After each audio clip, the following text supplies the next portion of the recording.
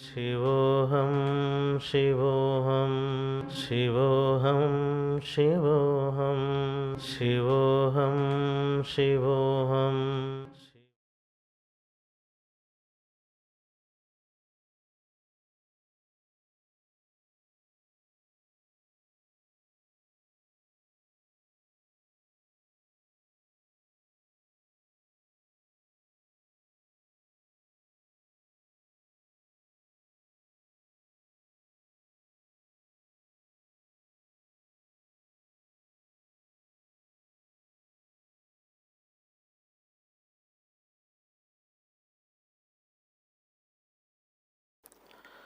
शिवं शरणं जय जय नन्दी शरणं जय जय मूलाञ्जि शरणं जय जय शुभकामि शरणं जय जय श्रीमाता ललिताम्बिका राजराजेश्वरी महात्रिपुरसुन्दरी शरणं मम. Shivam to all of you. Today we are going to start the doubt clearing session with the ID number 1331. This is related to Sri Vidya and Durga Saptashati. Namaste Guruji. I am doing Sri Vidya level 3 and Durga Saptashati sadhana. My question is, my kid sleeps on my lap for most time and during that time I meditate. Am I allowed to do Sri Vidya and DSS sadhana holding her in my hands and continue doing meditation? So here, it is very important to know that whenever you meditate, you charge your entire being, you charge your entire aura. So whomever come in contact with you during a meditation, they are getting a blessing.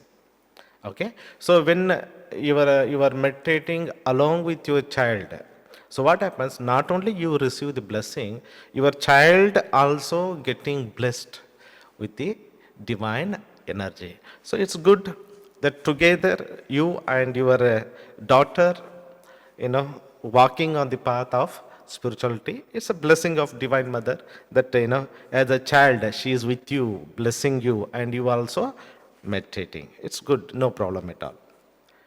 There's a lot of difference in my lifestyle change after I took Sri Vidya and Durga Saptashati Diksha. Mainly my work life is very balanced and I am happy with my career.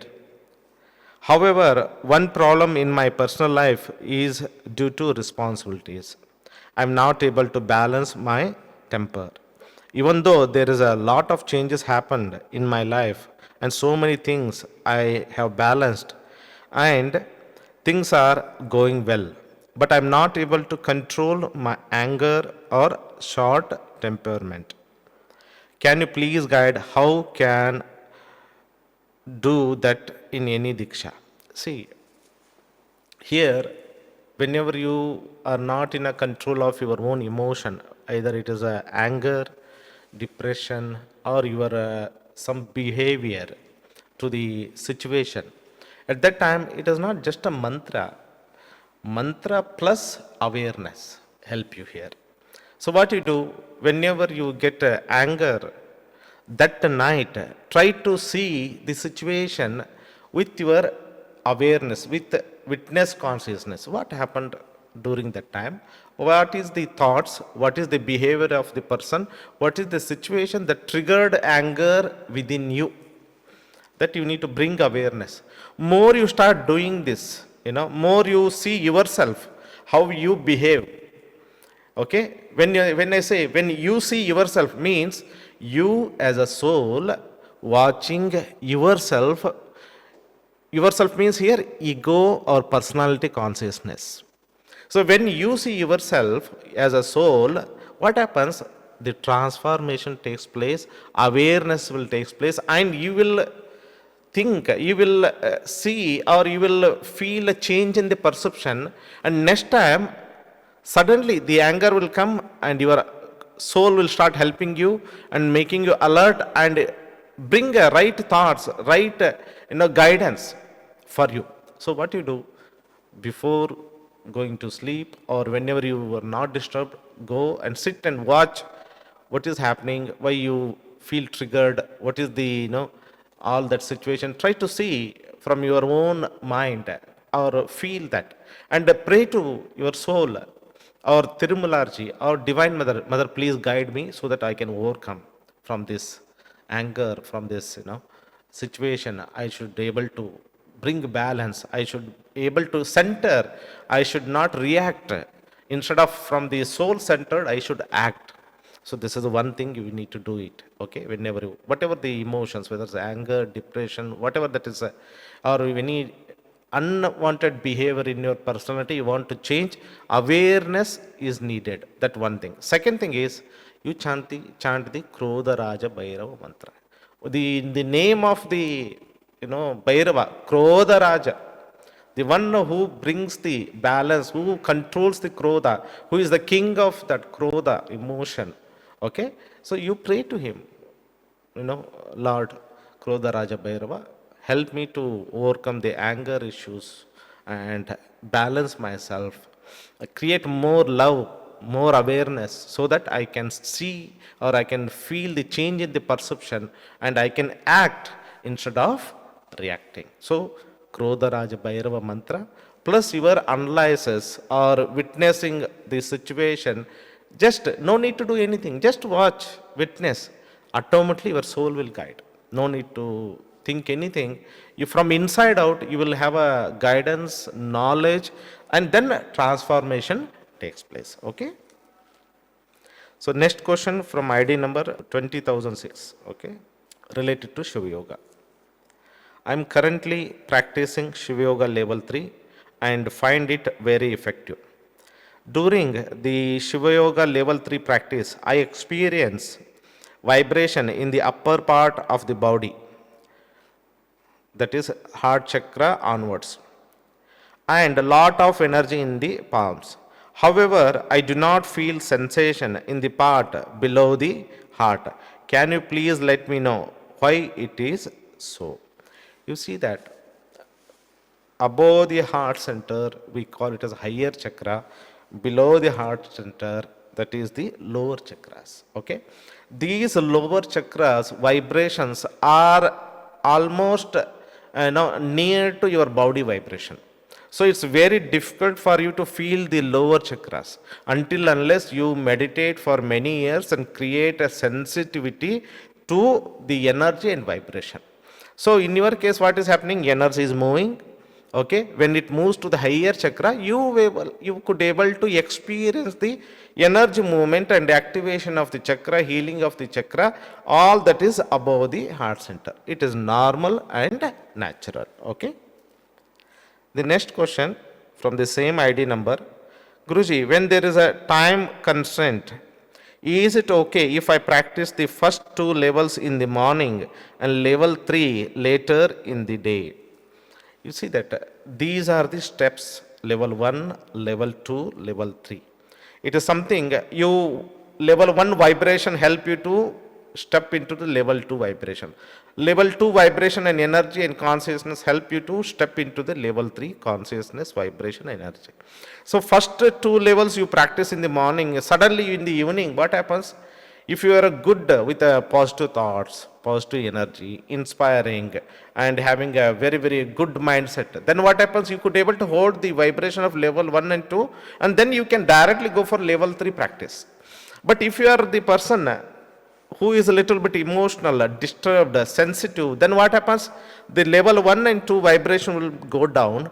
The moment you do the level 3 practice in the evening, you couldn't able to catch or couldn't able to get the full benefits of that practice. Okay, so I advise, if possible, do all level 1, 2, 3 in a one sitting. Okay, level 1 one round, level 2 one round, level 3 one round. Okay, that is you can do. If possible, you the Soham and Neti we can do at the separate time. That is okay. But these whatever you have the level 1 and 2, they should be practiced one after other, not one in the morning, another in the evening, because the energy vibration cannot match. You don't receive that consciousness, that energy, and you don't get the full benefits. Okay. The next question from ID number 10,654 related to Sri Vidya Sadhana. I took a Bagalamiki Sadhana, now Raja Matangi, which is blessing me. My question is, the first question, why I felt a lot of weakness after the Diksha, as if I have chanted lot of mantra, but I have noticed not chanted lot of mantra, as if I am tired and need a lot of sleep. During period, also this time I felt a lot of weakness as something heaviness is pulled out. You need to understand, during this initiation process, during this Diksha, it is not I'm just reading the mantra. Before that, I prepare you to receive that mantra Shakti, that divine mother consciousness and energy. For that, I need to little bit cleanse, heal, energize your entire being. When we do the cleansing process, there are some negative energy cords that are not good for you. We have to dissolve them. There are some entities will be there, some part of part life karma is holding not to receive that divine mother consciousness. So there are a lot of processes involved in the Diksha process. It's not just chanting the mantra. Please understand.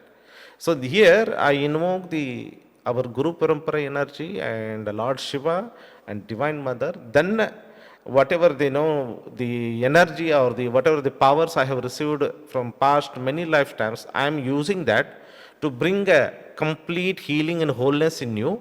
Once you are prepared, then I pull the energy of Lalita Ambika, Raja Rajeshwari with Sri Vidya mantras and seed them into your soul. So what happens? Many things are going on there. So some of you feel very heavy, some of you feel drained out, some of you feel exhausted, and others, some of you feel very blissful, very energetic, very balanced, very relaxed. So every individual experience during the Diksha is different. Okay? So this is a process of the healing that is needed, that has happened to you, so that whenever we removed all that unnecessary things, okay, those blocks are removed, that blocks create some space there. That space need to be filled with the divine energy with the regular practice. So it takes some days for you to bring the right energy, right stability in your consciousness, in your being. So, but it is normal. It is for your highest good that is taken place. Okay. And the next question, during period, that means menstrual period, should I take a break for 3 to 4 days or should I continue? As I have explained this in my many videos, I suggest minimum one round of any sadhana you can do. Minimum one round. If you are doing the Rajamatangi and here you have taken the Bagalamukhi also, what I suggest, just do any one sadhana during your menstrual cycle. That will bring a balance, healing, energization. During menstrual cycle, what is happening? The nature is supporting you to cleanse your entire being. So the energy is moving from top to the bottom and releasing all the negativity. Okay? Or it is a cleansing process. It's a blessing for you.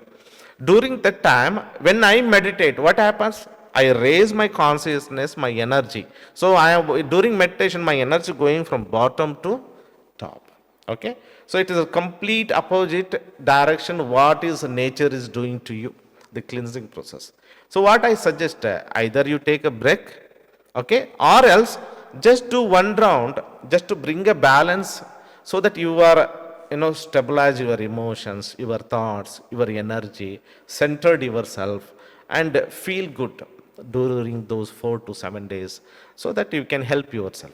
But not do so many sadhana, so many mantra japa, because effect is not good. You are going against to the nature. Nature is bringing the cleansing, healing from energy is coming from top to bottom, and you wanted to bring the energy from bottom to top, and it is not good. It is something of friction. It is not good for you. It's not healthy for you. So I suggest to many students, just one round. If you are doing Sri Vidya, level 1 to 7, in that case only do level 1 round. If you are doing Rajamatangi, just do one round. If you are doing many Rajamatangi, Varahi, those days, just do any one sadhana, one round with a chakra meditation, and 3 to 9 times the Moola mantra of another sadhana you can chant it. Oh, that way you hold the vibration of the Divine Mother. At the same time, you energize and strengthen yourself and be happy inside in the word, inner word, in your spiritual word, in your soul word, and also active in the outside word. Okay. The next question from the same ID number. I do Batuka Bhairava sadhana, then Raja Matangi sadhana.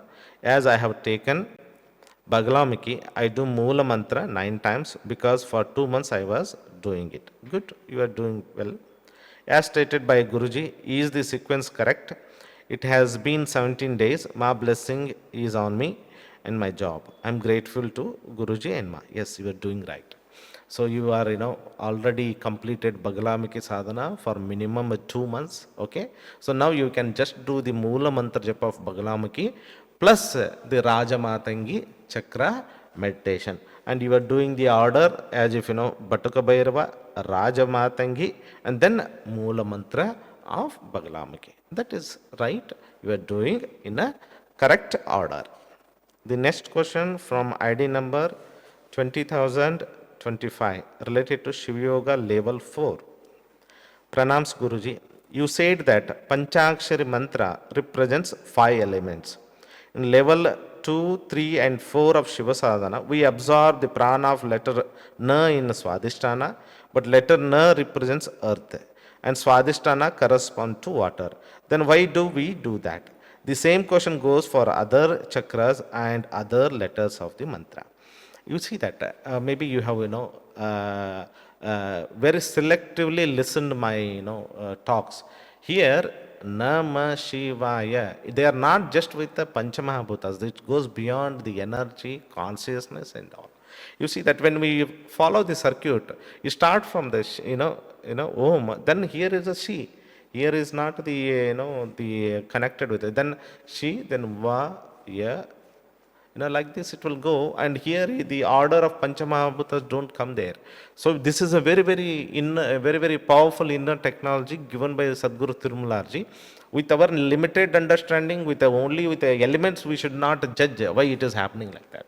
Okay, as we progress with the many years of sadhana, then we understand the Shiva consciousness, this Nama Shivaya, not only the Panchamahabhutas, it's a higher level of consciousness, that is a Shiva working with a 5 level of a task, that is a creation aspect, sustenance, destroying, then as a Guru Krapa, then absorbing, counseling your entire universe inside that. Those that act also is a Nama Shivaya. So that is the 5 phases of Shiva. That is from 5 phases of Shiva, those 5 letters of mantra has come.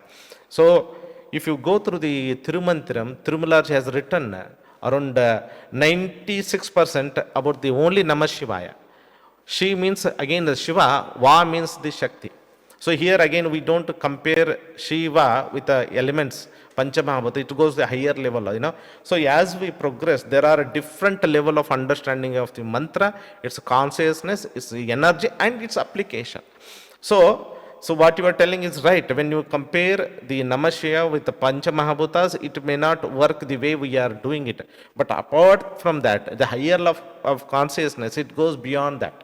So that's what, the way it has given to by Tirumalarji, that is the way we have practiced and we reached the self-relation and God relation. So it's a tested protocol. So you don't need to worry. You just simply practice, things will be taken care. Okay. Next question from the same ID number. Guruji, once you said that we should imagine our Guru sitting with us while we meditate. That's why while invoking our Guru lineage, I imagine that Lord Shiva is sitting in front of me, Nandi on the right, Tirumalarji on my backside, and Shivakami on my left, and you in front of me. I do this to feel the presence, blessing, and protection of Guru Mandala from all the directions. Should I do this or should I change something? Yes, you are guided by the Lord Shiva and you are taken care. Okay? The way you place, whether you right or left or anything, you are blessed by the grace of the inner Lord Shiva and Tirumularji and Guru Parampara, and they will lift you, take you further that is needed for your growth. Either it is a material growth and spiritual growth. You are doing it right, continue with that. Next question from the same ID number. Sometimes I hear a sound in my ears. It doesn't come from outside. It is high frequency, high pitch sound. Before coming to Shiva Sadhana also, I used to hear that sound. What is that sound? What is its name? Where does it come from? Is it useful in my spiritual journey? If it comes again, what should I do with it? You see that? This is something shows that you are auditory person. Okay, I think this is one of the important thing for you to understand what type of a person you are. Are you visualistic? Are you kinesthetic? Are you auditory? So because once we understand what type of person, then I know that how I can get a spiritual experience. Either I see, visualize, visualistic darshana I will have, or I will feel the energy, or I hear the sound of the divine. So what this sound within you, it is called as a sound of the prana shakti, or higher level we call it as a kundalini shakti. So as it progress from Mooladhara to Sahasrara, many different sounds are made by this. Now, once it enters the Mooladhara, E type of sound will come. When it comes to the Swadhisthana, the water like that, ocean will come. Like this, higher level roaring of the lion, flute sound when it comes to heart. So like this, there are many sounds will come. These are called astral sound. We have an astral body, that is a subtle body. From there, once we make a connection to the divine, and once the divine energy start entering or raising its consciousness, we start hearing our inner world of sound and light. That is one of the important step in a Shiva Yoga level 4 and 5, where you listen to the inner sound. Okay, so that you can be aware and attune to that. Then the inner sound leads you to the highest dimension, that Shiva consciousness that has the Om Nada. Okay, so you are doing well. It is the one of the chakra sound you could able to hear. But I want to tell you, don't to give too much attention to this. Don't too much think that what is this sound, all of that. Let go. Just experience, offer to the divine. Again, you need to go, because we should not we should not stuck ourselves to the this astral sound, the divine darshana of the lights, and just feeling the energy. No, our main job is to discover the truth about ourselves. That is a self-realization. So all these are the stepping stones on your path to self-discovery. Okay, these are the psychic experience. As you meditate, your inner senses become awakened, you experience all of this. So let go, offer, be aware, and go ahead. But you are asking, no, what should I do with it? You cannot do anything. You need to let go, because this is of no use. It just give you, okay, you were could able to enter in a deeper level of consciousness of certain chakra, and you could able to listen that sound. So you are an auditory person. It is a blessing for you. The next question from ID number 10,065. So the question is, Guruji, I have been getting up around 3:15 in the morning to do this sadhana. I am doing all this Sri Vidya sadhana just perfect, but I cannot remember all other mantra and what order I should follow. All sadhana, can you please guide me? While I am doing sadhana, I sit straight, but when I am doing really in a sadhana, I just get lost with my mantras, and my sitting position change. Okay, or it will leaning sideways or forward, very different, and it's happening a lot lately. Next thing that I realize that I'm only chanting Haswam Swaham Shivakameshwari, and my eyes are opening, so getting little confused what's going on with me. So he's doing the Sri Vidya Sadhana, Varahi, Sri Sampasiddhi, Rajamatangi, and Patuka Bhairava Sadhana. You see that? So what you do is, you just do Sri Vidya Chakra meditation. That's one thing you need to understand. Before to that, you do the Sri Sampat Siddhi. So open eye, you read all those mantras, you meditate on those mantras, Sri Sampat Siddhi Sadhana. Okay? Then you go for Batuka Bhairava.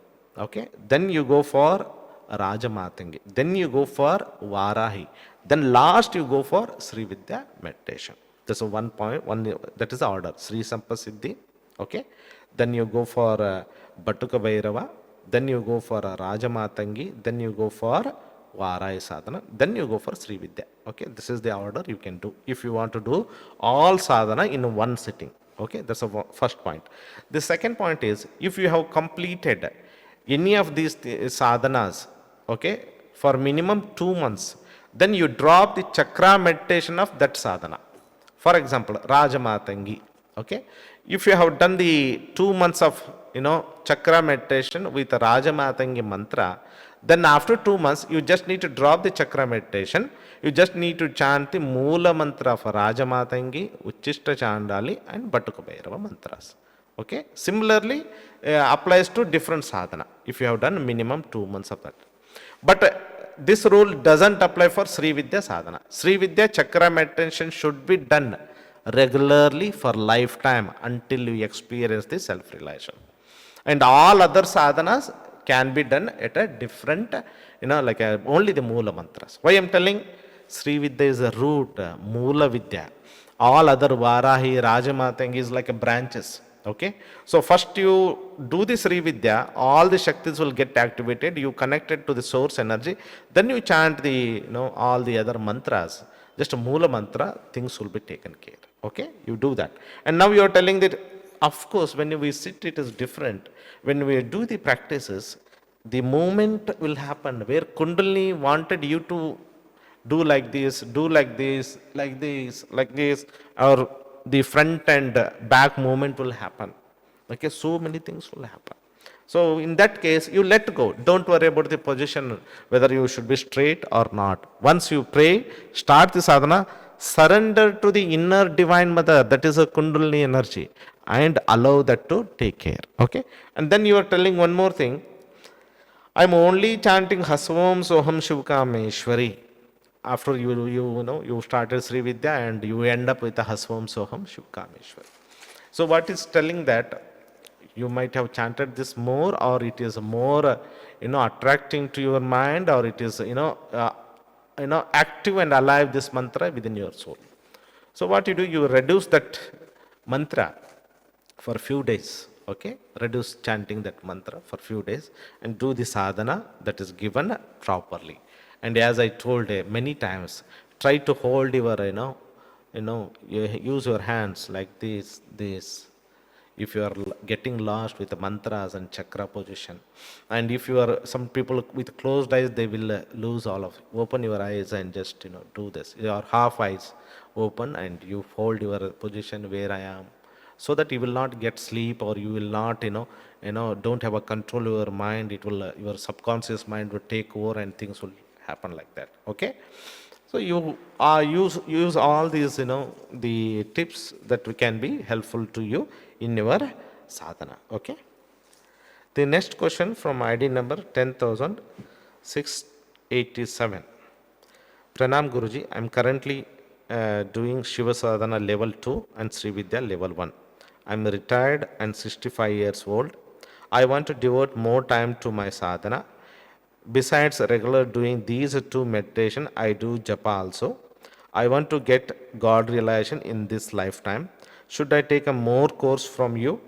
I have a high BP. The medication of it causes skin problem. I do health mantra, okay, and energized water. Should I take R Kriya in addition? I really don't suggest you to take more courses. Okay, now you one very beautiful thing is, you are focused for self-realization, God realization. In your heart, you made a the best choice that I want to get God realization in this lifetime. This is the best sankalpa, the resolution you have made in your heart by the grace of Lord Shiva and Shakti. So what I suggest, these two sadhana is more than sufficient, because everything is within us.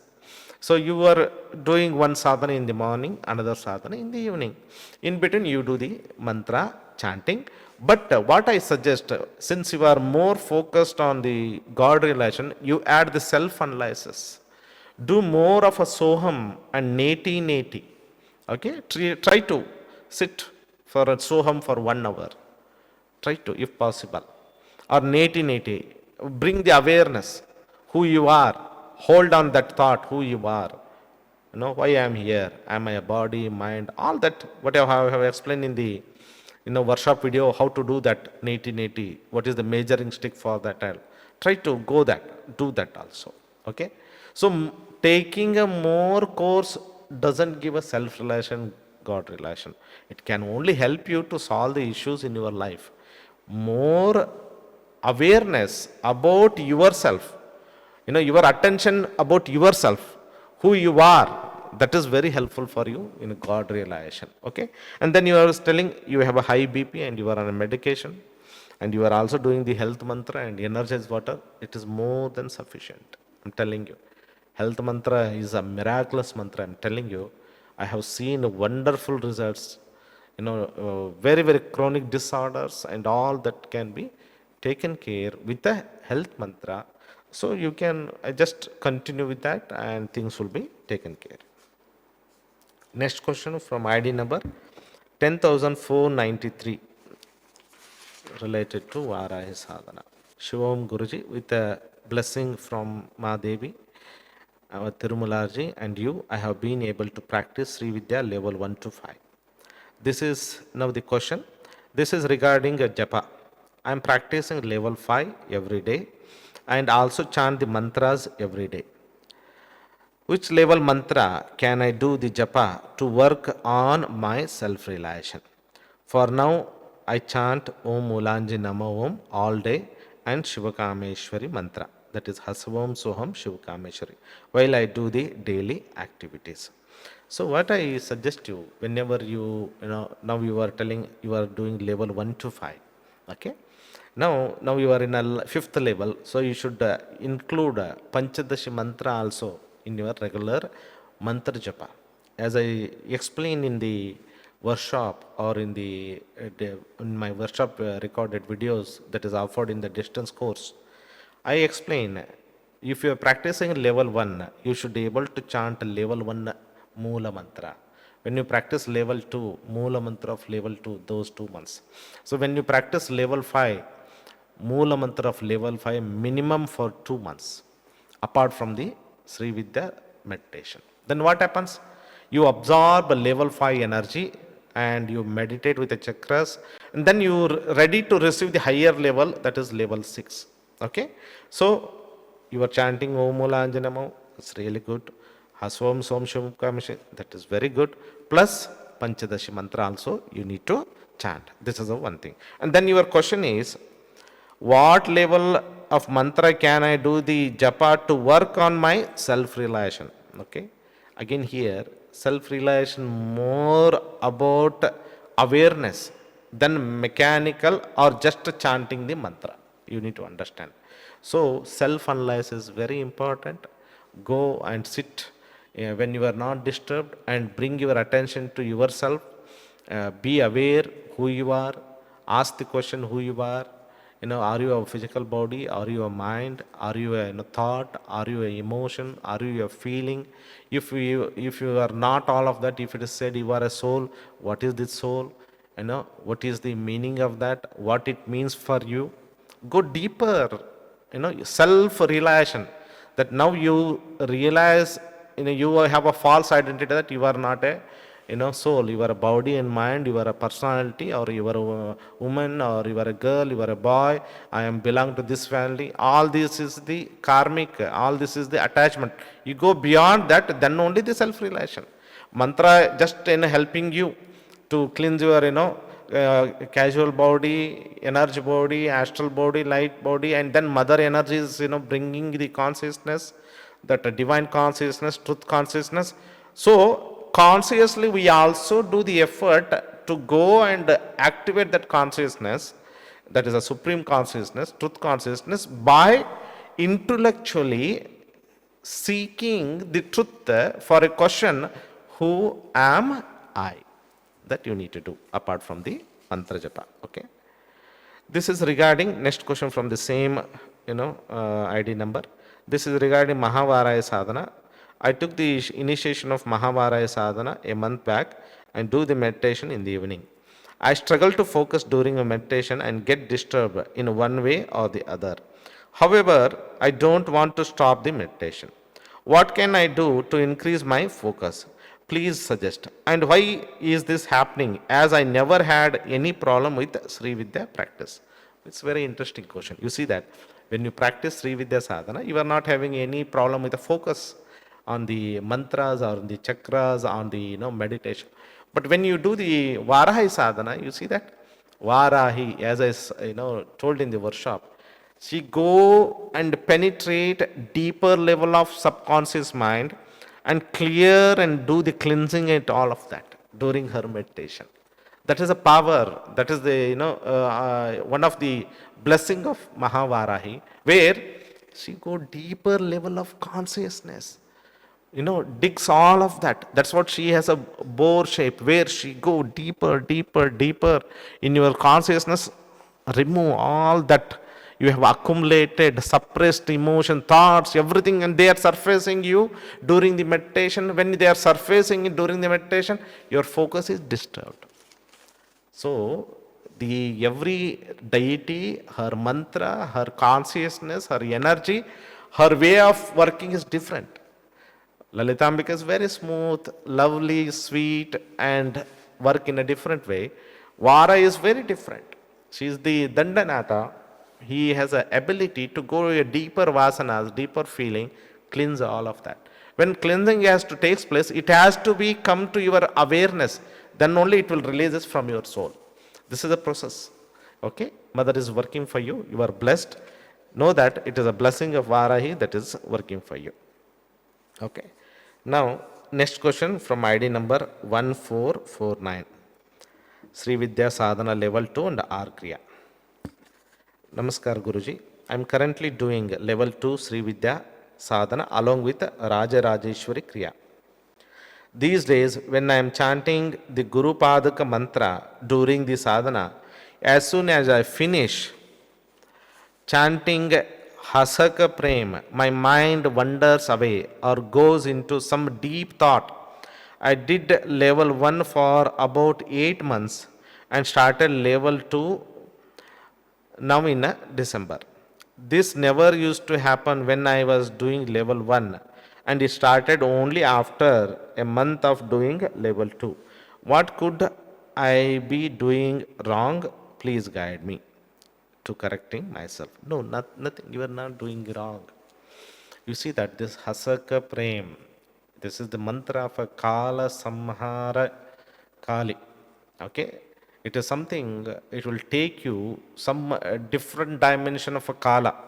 Okay? So it can be during the level 2, you see that Navakari mantras, where the Kali Shakti is also coming there with a clean Bijakshara. Okay, or the cream bijakshara that is there in the mantra.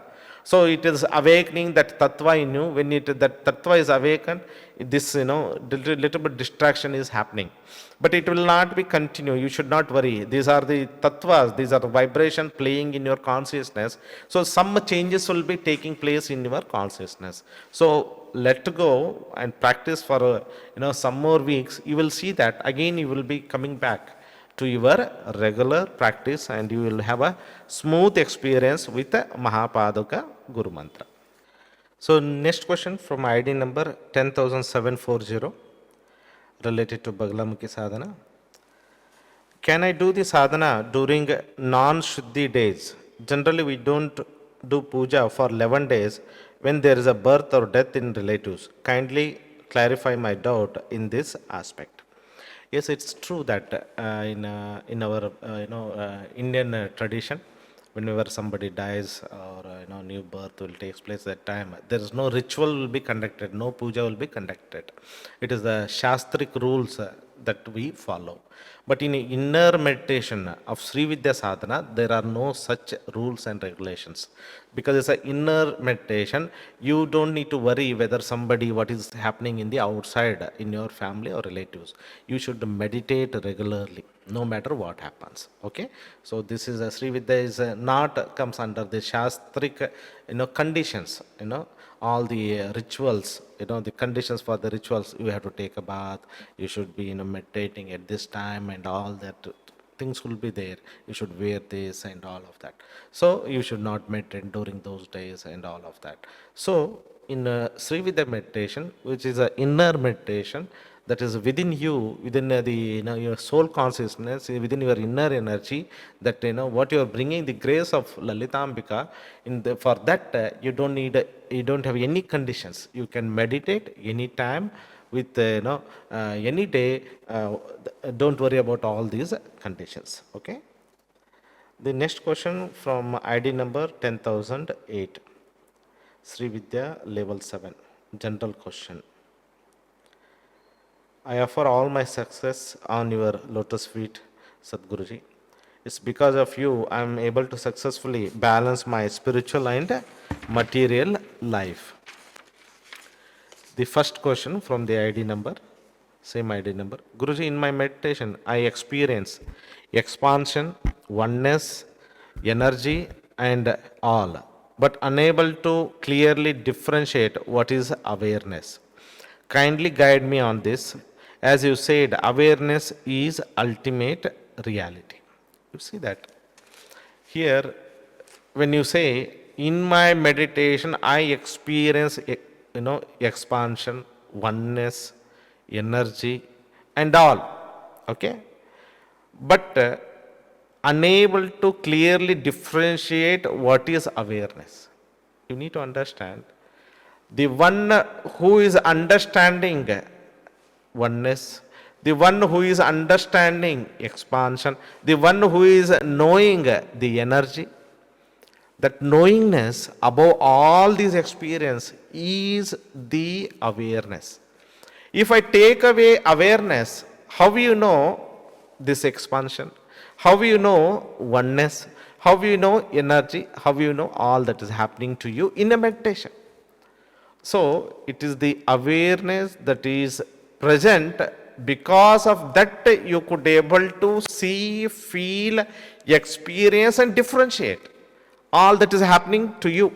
But awareness is there as a background, as a witnessing, watching all of that. So you need to little bit meditate on what I am telling you. Whenever you are expansion, you ask the question, how you know that you are experiencing the expansion? Because of the presence of the awareness. Okay. The next question from the same ID number, how to remain unattached and manifest my desires? I use your techniques of manifestation, but it leads to attachment, gets pressurized. How to fulfill desires as a detached observer and total surrenderance to Mother? You need to understand here, whenever you have a desires, then you need to work out. Why you get, why you say that it leads to attachment, get pressurized? You see that? Outside world, you are taking a action to live a family life. So you are already in attachment. Okay, during a meditation you detach yourself from all of that and you realize the truth that you are a soul, you are awareness, you are a witness consciousness. And as you go into the open your eyes, come to your family life as a householder, you experience all that desire to having money, desire to be loved, desire to get promoted, desire to do all those activities. So it's very natural. Okay, it's very natural. So as you progress on the path, when you are working with acceptance to the human life as a householder life and seeing yourself as a soul also, then it is a balancing. Then it is everything. So this household life is not different from the spiritual life. You just need to aware that, okay, these are the desires are there for this body and mind, but I am a soul. I am a desireless. You just need to affirm the truth, who you are. I am a soul. I am a desireless. Why you are desireless? Soul don't need a food. Soul don't need any dress. Soul don't need a name. Soul don't need any form, anything. Soul is living in this body to experience your desires, because you somehow in the ego consciousness you cherished in your past life, I want to have this body, I want to live this family life, I want to go and have this purpose in this earth plane. So that you are manifesting now you are releasing all of them with fulfillment. So with understanding that you are a soul in the body and experiencing your past life karma and present life duty you are doing, with that understanding you start living that. Then what happens? You are not detached. You are not attached. You are detached in your mind. Okay, mind and soul. Okay. The next question from the same ID number. Role of samadhi in self-realization. I feel expansion and oneness, dissolving when I sit for meditation in an empty stomach. Is it a samadhi experience? You see that the meaning of samadhi, sama plus adi. Sama means equal, adi means source consciousness. In samadhi, you experience your identity, okay, is not a body and mind. Your identity as a source consciousness, as a truth consciousness, as a awareness, as a beingness. Okay. If it is happening to you in a meditation, okay, then you know that it is an experience of the samadhi, where even you don't differentiate at that state of consciousness, you and God are separate. You and Guru are separate. You experience that you and God are same. You and Guru are same. You and the entire nature is same. Everything is only one. And when you experience everything is only one, that is a samadhi experience. There are no two. There are no two, only one experience of oneness. That's what I believe you were explaining. I feel expansion and oneness and all of that. That's the experience. I mean, if you really, what I am explaining, that you understand as a oneness, then yes, it's truly the experience of the samadhi. Even I explained in the last Shivaratri, what is the experience of the self, experience of the oneness, and experience of the oneness with the Guru and oneness with the Shiva. Everything, I have given example, of the student who got enlightened, who got experienced the self. So please go through that also. It can be helpful to you. Next question from ID number 10,164. Guruji, currently I am practicing Sri Vidya level 7. During Shivratri group meditation, I suddenly saw some sexual images and sexual thought came during Rudra Bhairava Astra Mantra chanting. What was it? Also, when you were guiding to offer garland and do pradakshina around Lord Shiva and Tirumalaji, I saw you doing it instead of me in my imagination. Why is it so? You see that whenever we are chanting the Rudra mantra, he is a lord of vibration. He is the destroyer of all the negative vibration and all of that. So when he destroys, cleanses, dissolves, those vibration will surface to our awareness, our conscious mind. That is what happened to you. You could able to see some sexual images and thoughts that need to be destroyed. So when he dissolving that Rudra, you could able to see those that are surfacing in your conscious mind, and then they are releasing from your soul. Okay, that's the one answer, first answer for your question. Then when I'm guiding, for offering the garland or have a production around that, I am doing it for you. It just shows the oneness. Whether you or I, it shows our oneness at the soul level. It shows the surrender level. It shows that my, the guidance, my, the soul, blessing you during that meditation. Okay. The next question from ID number 10,013 related to Sri Vidya and Shiva Yoga. So, in general question, do higher beings ever create supernatural events in our lives? Maybe even tragic events in order to speed up our process to help us clear karma. Yes, sometimes it happens. For example, some people go to the small event, they fall down. So instead of going to a big accident in their home, they fall down. Okay, the gurus wanted to experience the karma in a smaller way and learn the lesson. Okay, in the same way, they will create the, even they can do the consciousness, the surgery of the consciousness. They can create the event. They can, they release your karma so that you, in a small way, you experience that karma and learn the lesson of the life. When it happens when you truly surrender to a master, not for all. When you truly surrender to a master. The next question from the same ID number. Does the breathe stop automatically as we progress in sadhana? Or do we need to learn a particular pranayama in order for the breathe to completely stop? No. This, whatever the involuntary action of the breathing stops automatically when your sushumna opens up, when your kundalini start raising into a sushumna nadi. It is a byproduct of your meditation. Okay, there are some people are teaching, how to do that also.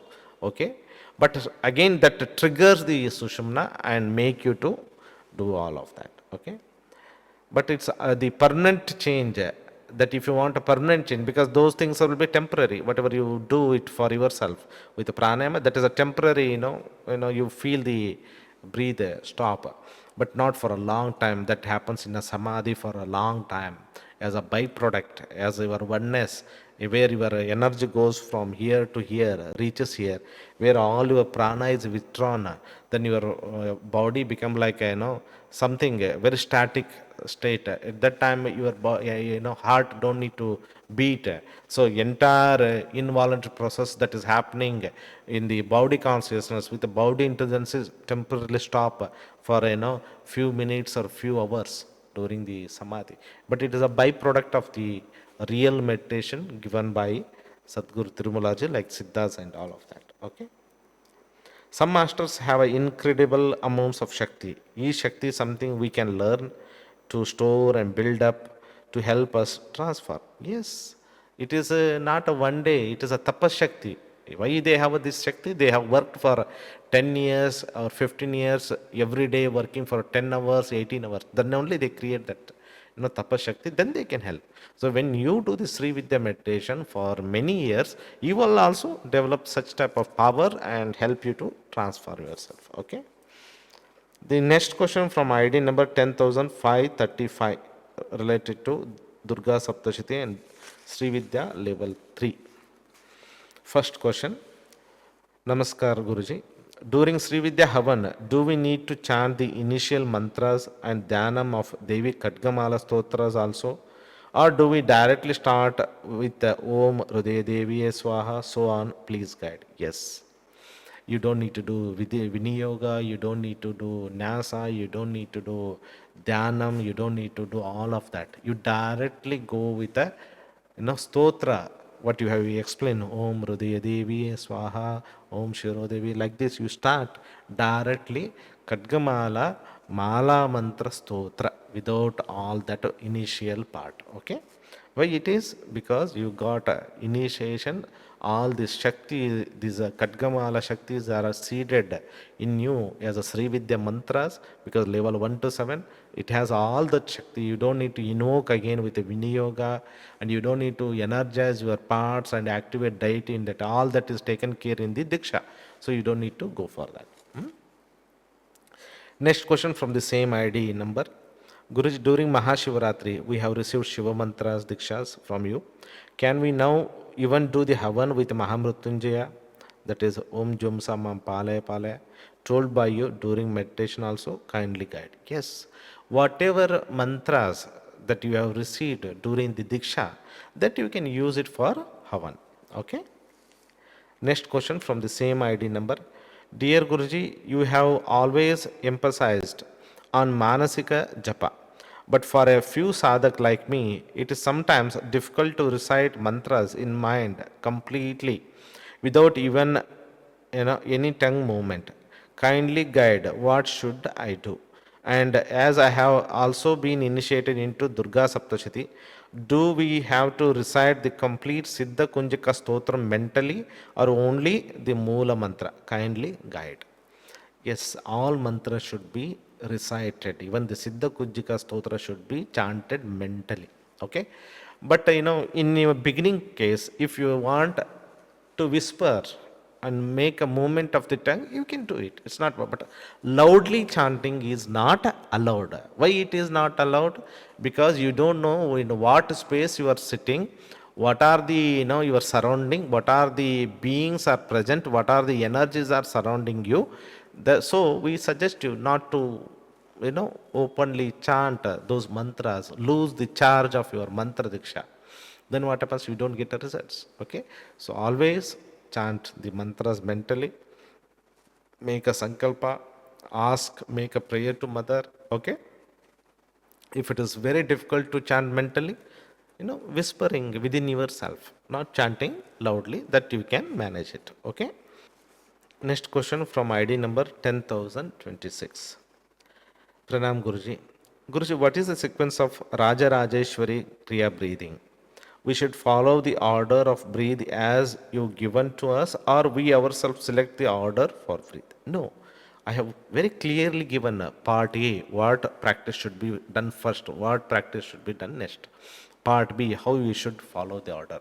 So I request to follow the order that is given to you. Okay, because there are many things are there. Why we put that order, how it will influence to Mooladhara, how it will influence to your lower being, then how you go to the higher chakras. Okay, very beautifully those orders are given by the Siddhas, because they know the inner dynamics of the prana and all the kundalini working, and how your sukshma, this subconscious mind works, and your karmas and your thought pattern works. It is very the powerful method, inner technology of consciousness energy that is understood by the Siddhas. Okay, so you follow the order that is given to you in the Raja Rajeshwari Kriya protocol. Guruji, I am using Kadgamala Havan, Sri Vidya meditation and Siddha mind power, but still I am not able to attract money in my life. Guruji, is Divine Mother upset with me? Why she should not bless me? What is lacking in me? What I should do, Guruji? Okay, see here, what happens? Divine Mother never get anger with anyone, whether you are a good child of Divine Mother or bad child of Divine Mother, whether you are a very highly having a positive karma or negative karma. Mother do not. So we call her as a unconditional love. Okay, she is a consciousness, she is a awareness, she is a spark of our own soul. She is within us. Okay, the moment you ask, Divine Mother says tatastu. Okay, soul level she says, I have given to you. But when it has to be received, it will come, that blessing will come from a subconscious mind, then it will come to conscious mind, then it will go to the outside world. So superconscious mind, tatastu happens, and this circuit of the superconscious, conscious, subconscious, how it is connected? Superconsciousness comes to the subconscious mind, from subconscious mind comes to the conscious mind, from conscious mind it will manifest to outside world as a your desires. Okay, so here mother equally, unconditionally, without any condition, she says tatastu. The energy of mother is coming to my subconscious mind. It is our negative beliefs about money. Okay, our negative beliefs or our negative thoughts, our thinking system block that grace of Divine Mother. So even you say you are doing the Siddha mind power, then you should know what are your negative beliefs about money. How much you appreciate the person who is already rich. Okay? And how much you are putting your effort in that, how much you are holding the same thought, or you are fluctuating every week, every day. I have seen many people not constant with their own manifestations. Today they create one desire, tomorrow some other desire, and they, destroy the old. Yesterday desire they destroy, again they create a new desire. It should not happen. You work very well. What is the role of money in your life? How it is going to help you? And what are the negative thoughts? I told in the workshop Siddha Mind Power, you should not blame the person that you dream for. For example, you should not blame the rich people. Okay, or you should not have a mind that money should come in this way only. We close the many infinity possibilities that money can come. You don't have any idea how the money will come. So you need to be open. I am ready to receive the money in all the channels. And very important, I I am deserved for this. One of the very big block I have seen, self-doubt, is the one of that self-hatredness. You are not subconsciously accepting yourself, you can be a millionaire. It is not possible, many people. And you think that if I, many spiritual people, if I become a rich person, I may be egoistic person because many people are like that. So there are many things are in you within your subconscious mind. You need to clear all of that. Accept wholeheartedly. Tell to mother, mother, I'm ready to manifest wealth. Outside word as a money, inner word as a happiness, abundance feeling, the rich feeling of joy, happiness, love, harmony. So I should be rich within as well as outside. I can manifest all of that.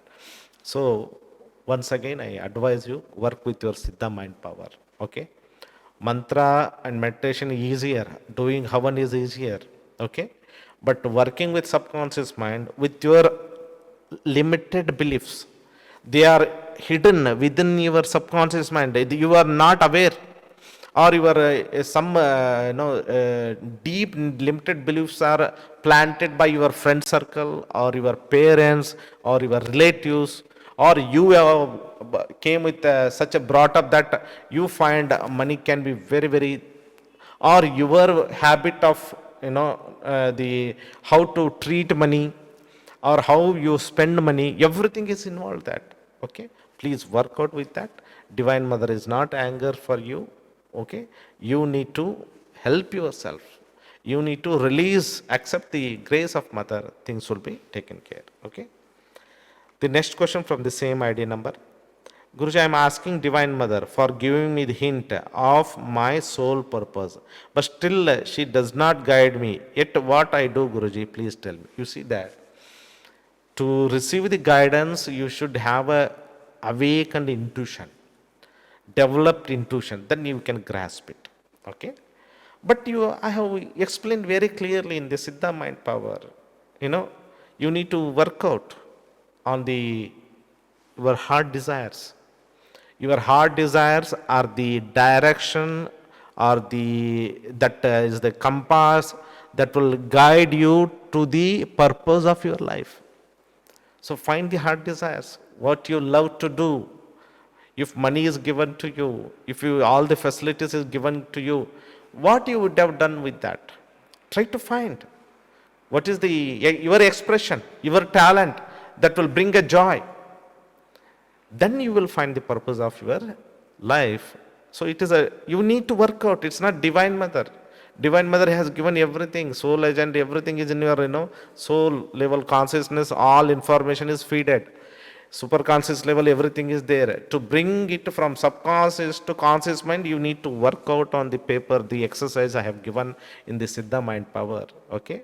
How to discover your heart desires. Work out those exercises. Heart desires are the direction that leads to the purpose of your life. That I can tell to you. Okay? So next ID number is 10,450. Namaste Guruji. I first of all thank you for your service and how it has been helping me in a different ways in healing different aspects of my life. I really look forward to meeting you when I come to India. My question, I have been struggling with GI intestinal issues for a while now, and I want to seek your guidance with a health mantra. Can I chant Baglamukhi Shiva mantra or just Hasvom Soham Shivakameshwari mantra? If so, how and how many times? I advise you to do health mantra, that is Om Aim Reem Sreem Achyutaya Nama Anantaya Nama Govindaya Nama Om Jumsa Mam Palaya Palaya. This mantra, if possible, do 108 times every day. Plus, energize the water with the health mantra and drink it regularly. This is very, very powerful and miraculous mantra that will bring a Amrita Mahamrutyunjaya Shakti, Vishnu as a Dhanvantari Shakti, Lalitambika as a Bhuvaneshwar Shakti. Together, collectively, they bring a very powerful effect for your health issues. No matter whatever the past life karmas are triggering your, any health problem that can be overcome with this. Okay, this is very powerful. Please, you follow that health mantra, and very important, energize the water with health mantra and drink it regularly. Okay. See, next question from the same ID number. Guruji, few days back, as I was meditating on chakras, I felt a very strong presence of a crocodile in my Swadhisthana chakra. I felt scared. However, I continued to meditate. Then suddenly I saw a divine woman sit on it in a meditative state, almost like she has a controlled its wild nature. She has two hands with a japamala, her foot in a lotus, while she is seated on the crocodile. She is dressed in a cream gold sari and has a red sindur. Who is that goddess or Devi represents on crocodile? So you see that in our culture, we have represented a different god and goddesses with a different vehicles. They are sitting on the different vehicles. What you are talking about, this the goddess, the Devi is a divine mother in the form of a Ganga, or we call it as a Gangambika. Okay, when this you see that in Kashi, and the Ganga is flowing, where we worship her as a mother, because she cleanses our karma, she gives the moksha to us. So she is the one you had a darshana in your meditation. It is the first I want to tell you that you are blessed that she has given a darshana to you, and she has blessed to show all the things like a crocodile, and she is sitting on that and she is blessing. You see, the nature of the crocodile is that it lives in the water at the same time on the land, and it is very, very powerful. It is a representation of subconscious mind and conscious mind. The domination of the both is what represent this crocodile, where Divine Mother is controlling as a superconscious mind, the conscious mind and subconscious mind. And also, Ganga is a pure consciousness, the energy that flows through superconsciousness, cleanses all the vasanas of this life, past life, as a psychic impression or the karmic impression as she flow, in your consciousness, in your, subconscious mind or conscious mind, or in your energy being or astral being. She removes all of that. So it is very clear indication that she has blessed you. She has shown her, she has given her darshana to you, and you are just, continue with the same thing. Your meditation is bringing or attracting the right goddesses to cleanse, heal, energize, and lift you to higher level of consciousness. Okay. The next question from the same ID number: how can I incorporate Batuk Bhairava prayer given in Sri Rajamatangi Diksha in Homam? So what you do, there are Ashtabhairava mantras are there, and plus Batuka Bhairava mantra is there. So whenever you do the Havana, minimum 3 ahuti you can give to each Bhairava. Okay? And then, all the Ashtabhairavas for each, Bhairava, 3 ahutis with their mantra, plus Bhataka Bhairava, 3 ahutis with his Moola mantra, you have to give it. Then you go for Rajamati or any other goddess mantra and give the ahuti. Okay, minimum 3, okay, maximum 108 times. But I always suggest, whenever you are doing so many mantras in a one havan, minimum 3 to 9 is sufficient. Don't do so many. It creates a lot of heat, and you cannot able to tolerate that. It will your body also undergoes the changes when you do too much havan. Okay, so 3 times you give the ahuti with all the Ashtabhairava plus Bhataka Bhairava. So next question from ID number 1535, Sri Vidya level 1 to 7. Namaskar Guruji. I have taken Sri Vidya level 1 to 7 Diksha and Raja Matangi and doing sadhana regularly. My question is regarding keeping god idols at home. Temple priests tell not to keep idols of God at home as one has to follow lot of protocol regarding worshipping the idols. I have kept Mahameru Sri Yantra and brass idol of Ganesha, Durga, Lakshmi, Vishnu at my home. I have heard your answer for keeping Sri Yantra at home and extending the same analogy to keep idols as well and doing puja as and when I do it, but not regularly. Guruji, please guide on this subject and the correct way of worshipping God idols at home and the rules or the protocols that we need to follow at home. Definitely, we cannot follow the rituals and protocol that are followed in the temple by the priest. Please guide. You see that in rituals there are the agamas and different scriptures. They explain you how to worship idols, the following the rituals, how to do the abhisheka, how to do the archana, how to do all of that will be there. It's very traditional beautifully done by offering so many things, different dravyas, and then offering the food, and then you complete the puja with arati and all of that. But now we are in a stage of life where meditation is more powerful, okay, than the outside rituals that you need to understand. And we are facing a short of time. We cannot do the rituals, abhisheka for each and every idol, and then you know have the meditation plus our day-to-day life. What I suggest, whatever that is possible, you need to understand the basic rituals are symbolic to express your devotion and gratitude to divine. I repeat again. Rituals are symbolic to express your devotion and gratitude to divine. If I add a flower, okay, what it means, I am offering my emotional love with the flower, okay, that you need to understand. So important is your emotion and gratitude, your devotion, then the flower. When you do the abhisheka, if you do it mechanically, then ritual is of no use. Okay, you should do with a bhava, with a love, with devotion, with surrender, gratitude. That is the ritual we call it as. That is the puja. Puja means to become ego should go become a zero. Puja should happen like that. You are no more there. You are so surrendered, loved, and then you offer. That is a ritual. So that is the procedure that is given, offering all of that. There are different Panchopachara Puja or Shodasi Upachara Puja and all of that is there. It is very detailed, okay, very detailed. What I suggest, whatever that is possible for you, okay, with devotion and gratitude, you just do that puja. For example, you cannot find the flower, offer from your heart.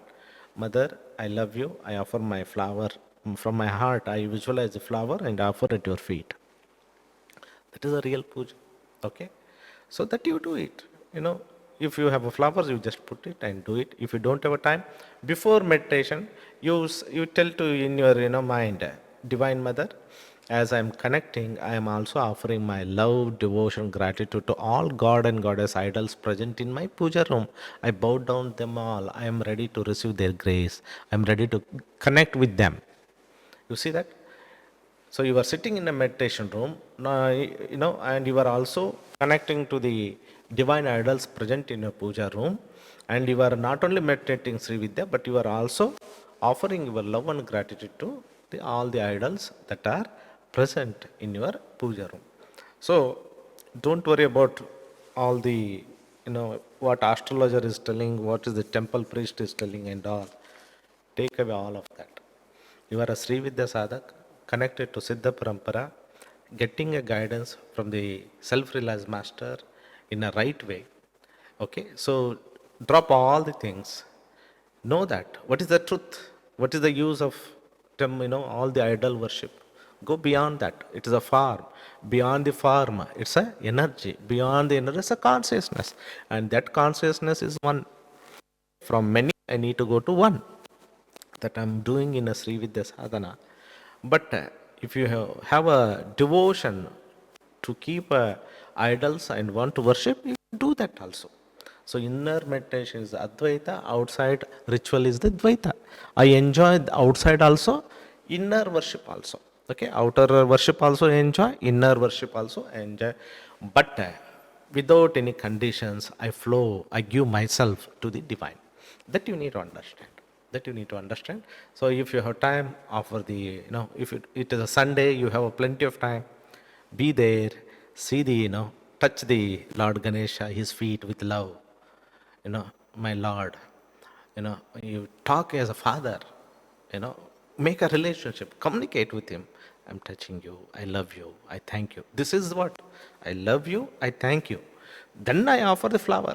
Even I offer flower, it is there already. You are not offering, it is given by Shiva Shakti. What you are offering? Nothing. Your love you are offering. So I hold the flower, I offer my love to my Lord Ganesha. Thank you, love you. Then I put it at the feet of Ganesha. I offer the kumkum without of love. Ganesha, I want to see and put this kumkum to you. I offer my prana.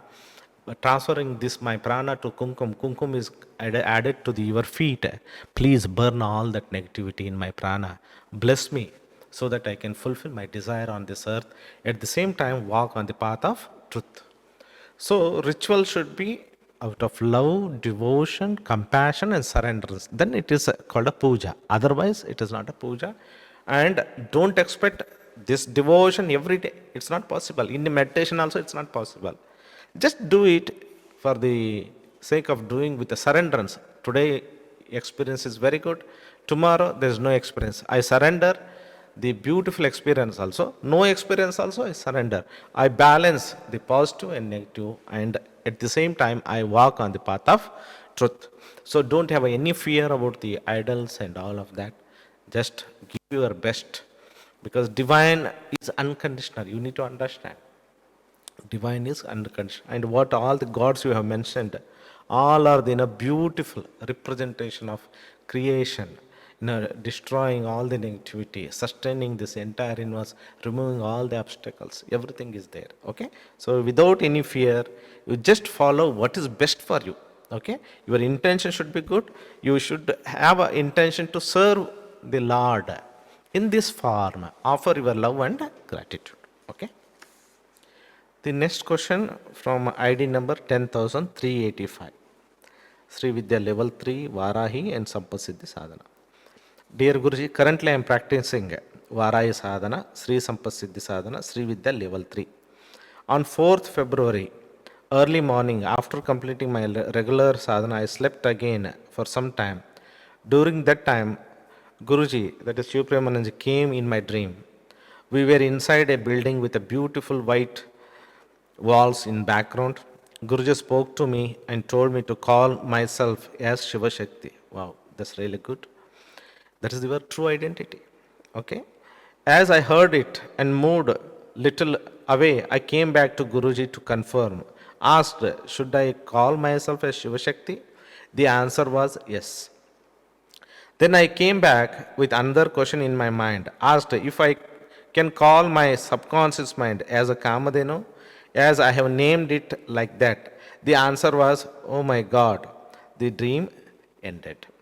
In reality, it is true that I have named my subconscious mind as Kamadhenu. I used it to bring attention to subconscious mind during a Siddha mind power. After 1 or 2 days of dream, somehow I stopped it. Please advise on both calling myself as a Shiva Shakti and my subconscious mind as Kamadhenu. It's very true. It's very true. In the Siddha mind power, I very clearly explained. Your subconscious mind is a Kalparuksha and Kamadhenu. That's what you don't manifest desire just by visualizing until unless it is a belief in your subconscious mind. So subconscious knowing manifests. Conscious mind, just affirmation don't work if the negative beliefs are there in subconscious mind. So when all the negative beliefs are removed and you feel from inside, I deserved, I can, then whatever you visualize, whatever you offer, that manifest. Jo hukum mere aaka tatastu, no kamadeno, that subconscious mind. You are right, you can call it as a kamadeno. And yes, you are a spark of Shiva Shakti. You have a consciousness as a Shiva. You have a energy as a Shakti. You are a embodiment of Shiva Shakti. You are a child of a Shiva Shakti. So it is very true. That is what you have got one more assurance from my side during in your dream, that you are a Shiva Shakti. You are blessed one. Okay. The next question from ID number 10,427 related to Sri Vidya level 5 Arkriya Rajamatangi and Sampasiddhi Sadhana. Dear Guruji, I have become increasingly sensitive, and now that I have started the Sri Vidya level 5 mantra, it has become even more pronounced. I am able to feel the slightest shift in the cosmos, whether it is the change in the energy during the new moon, full moon, eclipses, even sometimes the shift in planetary energy. It can get quite uncomfortable at times to experience this volume of energy. What can I do about this? I eat non-veg and don't have a particular sattvic lifestyle. Should I have a more sattvic diet and lifestyle to help channel this energy better? So this is what happens. More you practice, the your meditation, your chakra meditation, mantra japa, more you become a sensitive to the outside energies, inner energy. Because whatever that is existed outside, that is also existed within. Because it's a universal of correspondence. Yata brahmanda tata pindanda. So whatever that is happening outside, you feel that is happening inside. This is because your sensitivity is, awakened. This could be due to you might be doing more sadhana, okay, more meditation, more involved with the mantra japa. In that case, you need to reduce it. You need to reduce it because you see that you are very clearly telling that it can get quite uncomfortable at times to experience this volume of energy. What can I do about this? What you need to do? Shiva mantra to stabilize all these energies, planetary energies, all the galaxy energies, nakshatra energy can be balanced with a Tirumular Shiva mantra. Just chant Tirumular Shiva with offering. Tirumularji, I am not able to control this energy. I am offering this at your feet. Bring the centeredness, balance in my being. So be it. Then I chant Om Sevaya Nama. That you can do it. Okay. Then one more question. I eat non-veg and don't have a particular sattvic lifestyle. Should I have a more sattvic diet and lifestyle to help channel this energy better? You see that if you have a great willpower, if you can control your food, it's okay. But it should not be a resistance. Inside you want to have it, but outside I don't want it. That will create a friction, one more problem, and health issues will start. Let go. We don't need any sattvic and all of that. Okay. You know that without sattvic, your energy is very high. You could able to experience everything so beautifully. It is only because of the grace of Shiva Shakti, Lalita Ambika, Rajamatangi, and Tirumular. You need to understand. It's a grace. If you want, you can include sattvic lifestyle also, but it should come from inside out. Always, if you want to change, see the permanent change, it should be from inside out. You should feel inside, now I should follow sattvic diet.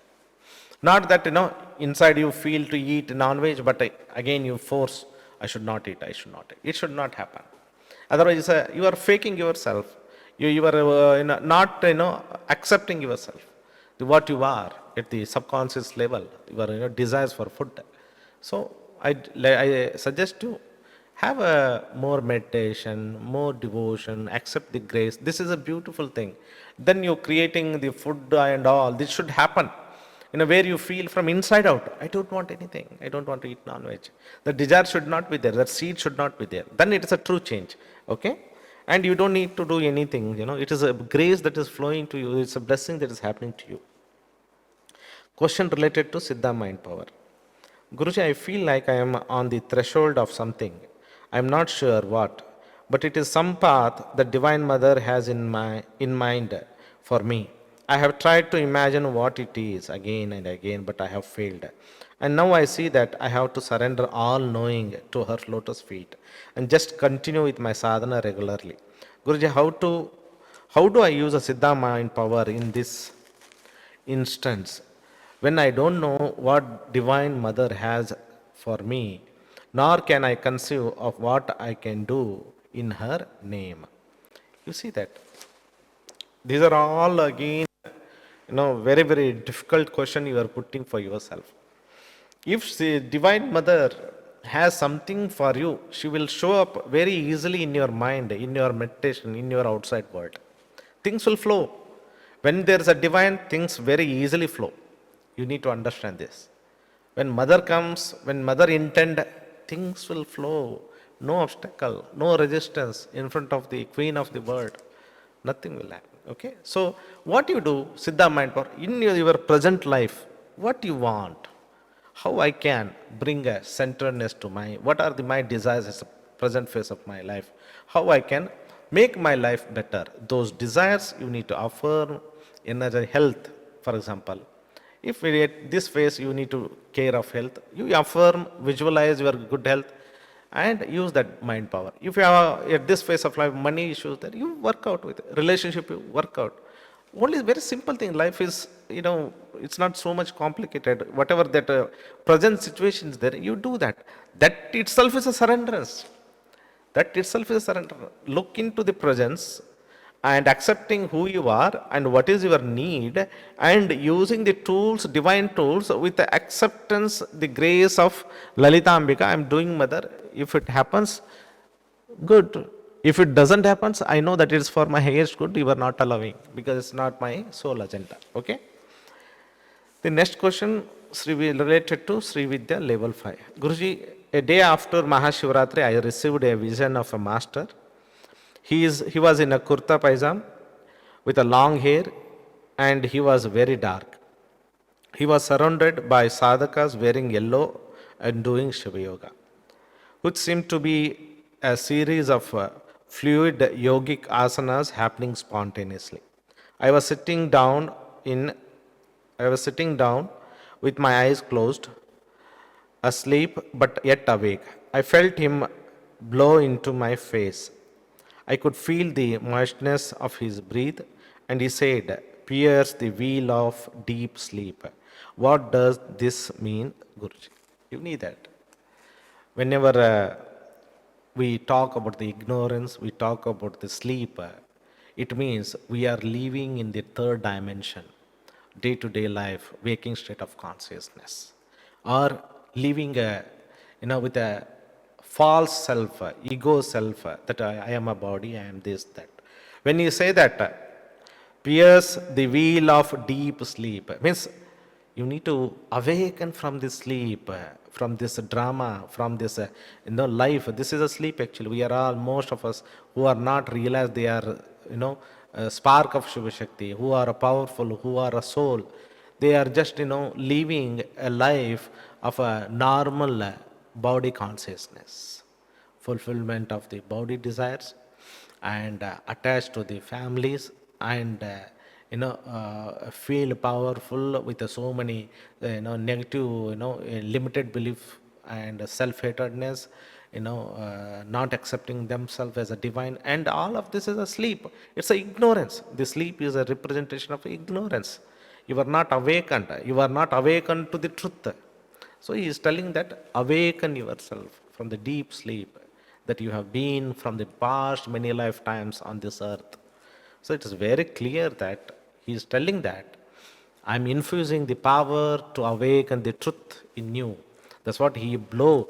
With that intention, he blow and he made a sankalpa, he made a statement, awaken, awaken in the truth. That is, you are a soul, you are a spark of Shiva Shakti, you are divine. I think that is the main thing that Divine Mother wanted to tell you, bring to you in your mind that my child, you are not ordinary, you are my spark, you are a Shiva Shakti, awaken yourself, know the truth, discover the truth about yourself. Okay? The next question from ID number 10,159. Pranam Guruji, I am practicing 7th level of Sri Vidya Sadhana and Durga Saptashati. Guruji, during the Mahashivaratri group meditation and chanting the Sukshma Shiva mantra, my upper body was stiff, but I could feel my base moving clockwise within and outside. This had made my whole body move clockwise, even though I was sitting still. I was feeling peaceful during this, and the same moment occurred next day during my morning meditation as well. So, should I let this happen if it repeats, or should I suppress it? Something that happened during the meditation, then you know that it is not your doing, it is done by a divine mother in the form of a kundalini within you to awaken something, to cleanse something, to activate something, to clear something. So you need to surrender to the mother within you and tell to mother, Mother, I am ready, prepared, do whatever that is. That is a surrenderance. That because mother is not outside, within you, she is working day and night. I'm telling you, the one who has received this diksha, mother is working day and night for you. She is working, from many past life karmas, whatever you want. She is working day and night. Not single second she is taking a break. That is the divine that is working for us. Okay, you let go, surrender, let it happen. Okay, it's a blessing for you. It's a blessing. That clockwise movement is what you say. It is a cleansing is happening, energizing is happening within yourself. Okay. The next question from the same ID number. My daughter practices Sri Vidya level 7 and she has been having a very vivid and elaborate spiritual dreams. Last night she slept while mentally chanting Tirumalarji Shiva mantra and she saw an old woman who touched me at different points on my body with a stick. Okay, it's a great blessing. Then the woman gave the stick to my daughter and asked her to throw it in the sky underneath a tree. The stick used to disappear when it went up, but it used to appear in my daughter's hand. This happened thrice in her dream. After that, she saw two small books, which seemed like a mantra book, appearing from the walls of a room, one for me and my daughter, which had a Kala Kaumudi mountains photo on the cover. I told her that this is where Ma resides. Earlier we had never heard these ranges. Please tell us significance of this, Guruji. We want to know what is the being communicated to us. It's very clear. Divine Mother in the form of a woman as a Siddha came and touched the different parts of your body. What it means? She awakened the soul. She activated the divine consciousness. She blessed you, okay, to you at the physical level, mind level, energy level. So she touched all of that. Then she told, whatever that stick she activated and whatever that is holding that power, she asked you to throw away. But it is coming back to your daughter. Means she is also having that power, that blessing of healing, activation. That shows she is holding it. So her soul is also awakened. She is that awakening power is also she is holding. That is shown to her. And also, mantra book is given to you. Book is a representation of knowledge. The knowledge of the mantras are seeded to you, in you. Okay. And also you told that where Ma resides. You have shown the mountains. Mountains represent a higher consciousness, awakened, consciousness, the higher level dimension. So where you say Ma resides there. Okay, you symbolically it is shown to you that divine mother from higher consciousness came here, activated your energy center, body parts, cleansed, healed, energized, and also made that it is she who has come, and you recognize that it is divine mother who did all of that. She has blessed you and your daughter, and you both are really, child of a divine mother, that you could able to receive such a grace in your dream also. Okay. The next question from ID number 10,616, Sri Vidya level 3. Yesterday on 4th March, after 12 a.m., I was sleeping and I heard a sweet, happy laughing voice of a little girl. Her voice was soothing to ear, and I wished to see her, but I was unable to move my body. My head got heavy, and I saw a big, wide, white light over my head. She was happy, and I also felt good listening to her. The voice stayed for 2 minutes, and then she left, and I felt her leaving. With her, the white light also left, and my head got lighter than before. Then, after trying hard to move my body, I saw my own 16-year-old son sleeping next to me. Also, in my daily morning routine sadhana, I heard many vibrational voices at my sadhana place. I don't know whether it is coming from Sri Chakra or from my inner body. The mantra I heard, I was unable to recognize it. I am confused about both of my experience. Please tell me whether it is something good or bad. Guide me accordingly. Thank you with the unconditional love. You see that you are practicing Sri with the level 4, 3. Okay, now you are ready for a level 4. Level 4 is a Bala Tripura Sundari. And you had a darshan of Bala Tripura Sundari. That's what you say, and you have written that, you know. I heard a sweet, happy, laughing voice of a little girl. Okay, and then what happens? She comes with a white light. When she comes, you feel the heaviness in your head and body, and when she leaves, you also see that white light has gone. So she came, she laughed, she blessed you, and she made it very clear that you are ready to receive me in Sri Vidya level 4. That it is a great blessing. It's a great blessing that you have received from Divine Mother. And when that is happens, your Kundalini is awakened. You know, when that happens, it's a little girl, Bala is the Kundalini, where all Siddhas worship as a Valai. Bala is called as a Vala or Valai, yeah, like this in Tamil. So she is a innocent Kundalini that is flowing into the Sushumna. When it is awakened, energized, your body like paralyzed. You cannot move. Okay, it's a blessing that has happened. You could able to, you are frozen to receive the grace of Bala, her darshana, her laughing means it is very clear. She has blessed you. She was very happy to come to you. It's a great blessing. You are prepared and ready for Sri Vidya level 4. It is a positive thing that you are, getting it as a blessing. Next question from ID number 10,299 related to Mahavarai. She is doing Mahavarai sadhana. Dear Guruji, Shirdi Sai came to my life. He came with a beautiful fragrance of flower, gave hints, and started appearing when I closed my eyes. And yesterday I saw him with the naked eyes. He appeared in air with that same flower fragrance. He is with me for 1 week, and I believe he will with me always. I feel so happy. Please tell us about Shirdi Sai Baba, and please tell me how to chant his name like Om Mulanji Nama Om. You see that Shirdi Sai, his life, if you see his life, complete life, read about his charitra, what you find? You only find unconditional love and compassion. So these are the beautiful motherly qualities, the fatherly qualities of divine. So we called him as a Sai Baba. Sai means mother, Baba means a father.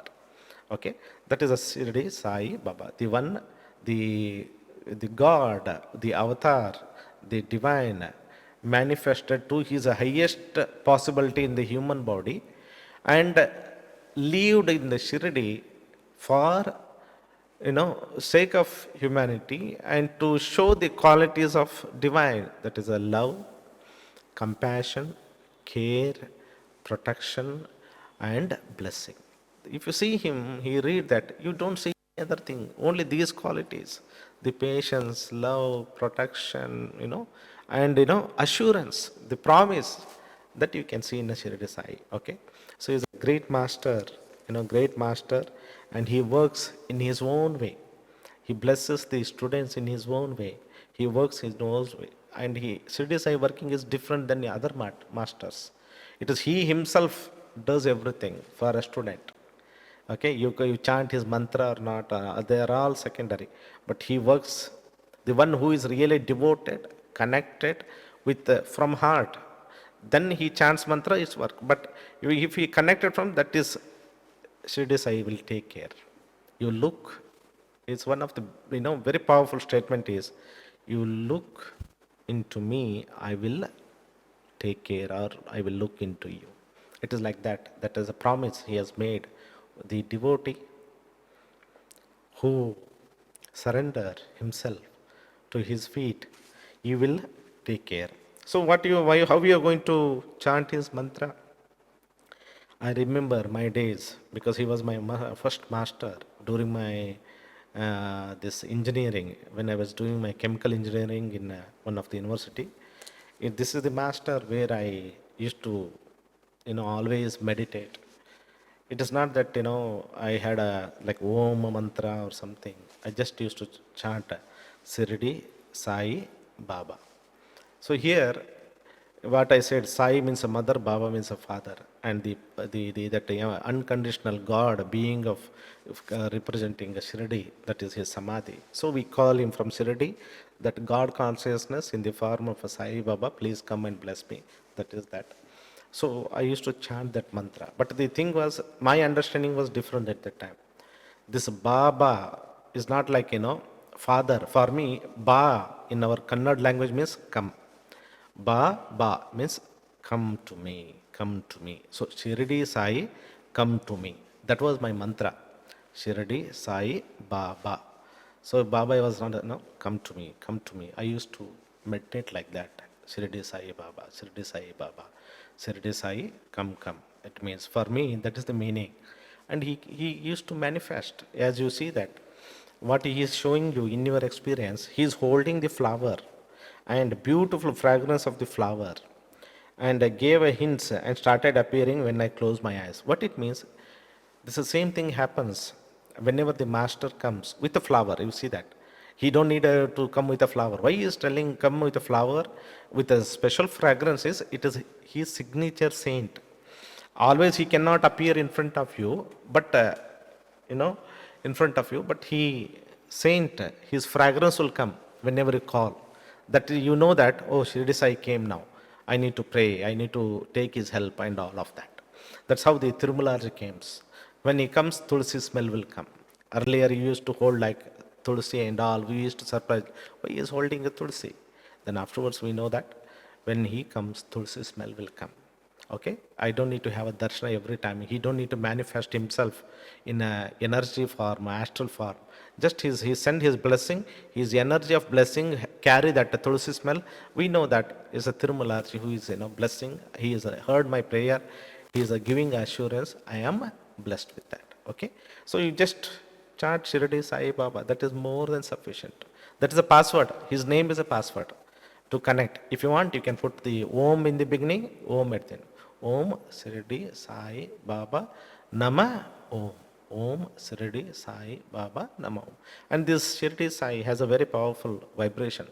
She has a Shiva, Ra is the Rama, Da is the Durga. Okay? And Baba is a vibration of Bhairava also.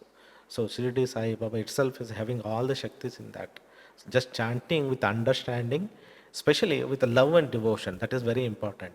You chant his mantra, he will bless you and he will take care of you. Next question from ID number 10,680. Guruji, I have taken Sri Rajamatangi, Bhairava Sadhana and Mahavarahi Mahasadhana and Sri Vidya level 1.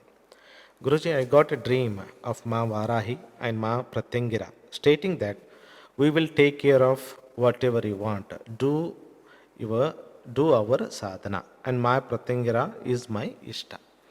So it is very clear assurance from the Divine Mother that you just do your sadhana, you just do your duty, that is your meditation, and we will take care what is highest good for you. Highest good, you need to understand this, okay? That's a blessing and assurance from Divine Mother because of your sincere devotion and surrenderance to Divine, okay? The next question from the same person. I have attended Shivaratri group meditation and I am more attracted to Shiva mantra with the Shakti Bijas. Can I add it to my regular meditation, Guruji? Yes.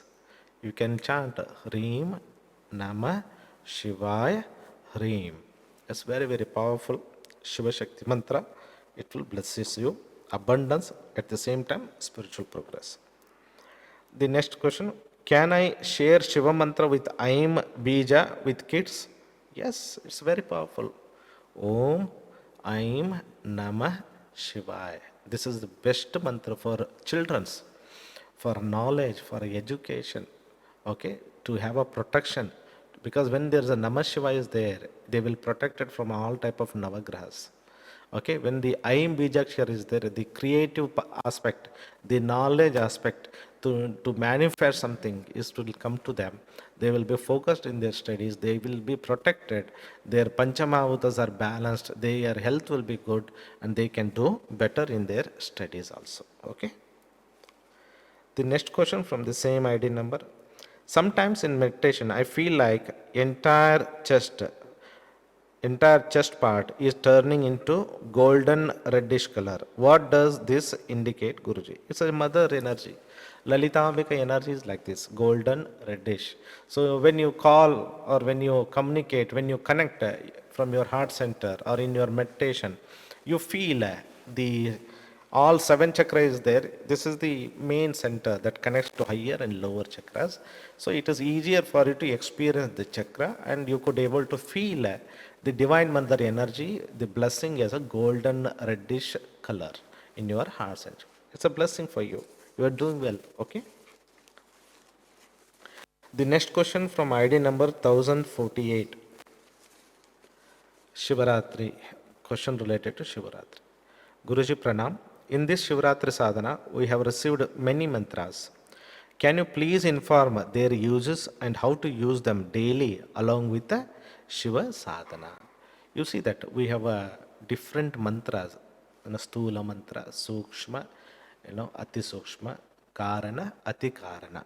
So we have these five different type of body, physical body, so Stula, then you have subtle body, Sukshma, in that one more deeper layer, Ati Sukshma, then Karana, the soul body, Ati Karana, deeper level of our soul is Ati Karana.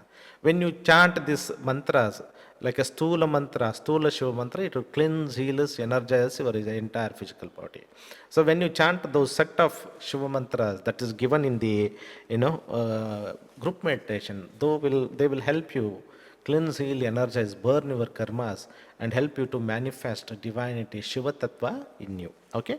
And Rudra mantra, you know that will dissolve negativity. Mahamrutyunjay is a blessing that will give a health issues, overcome the enemies.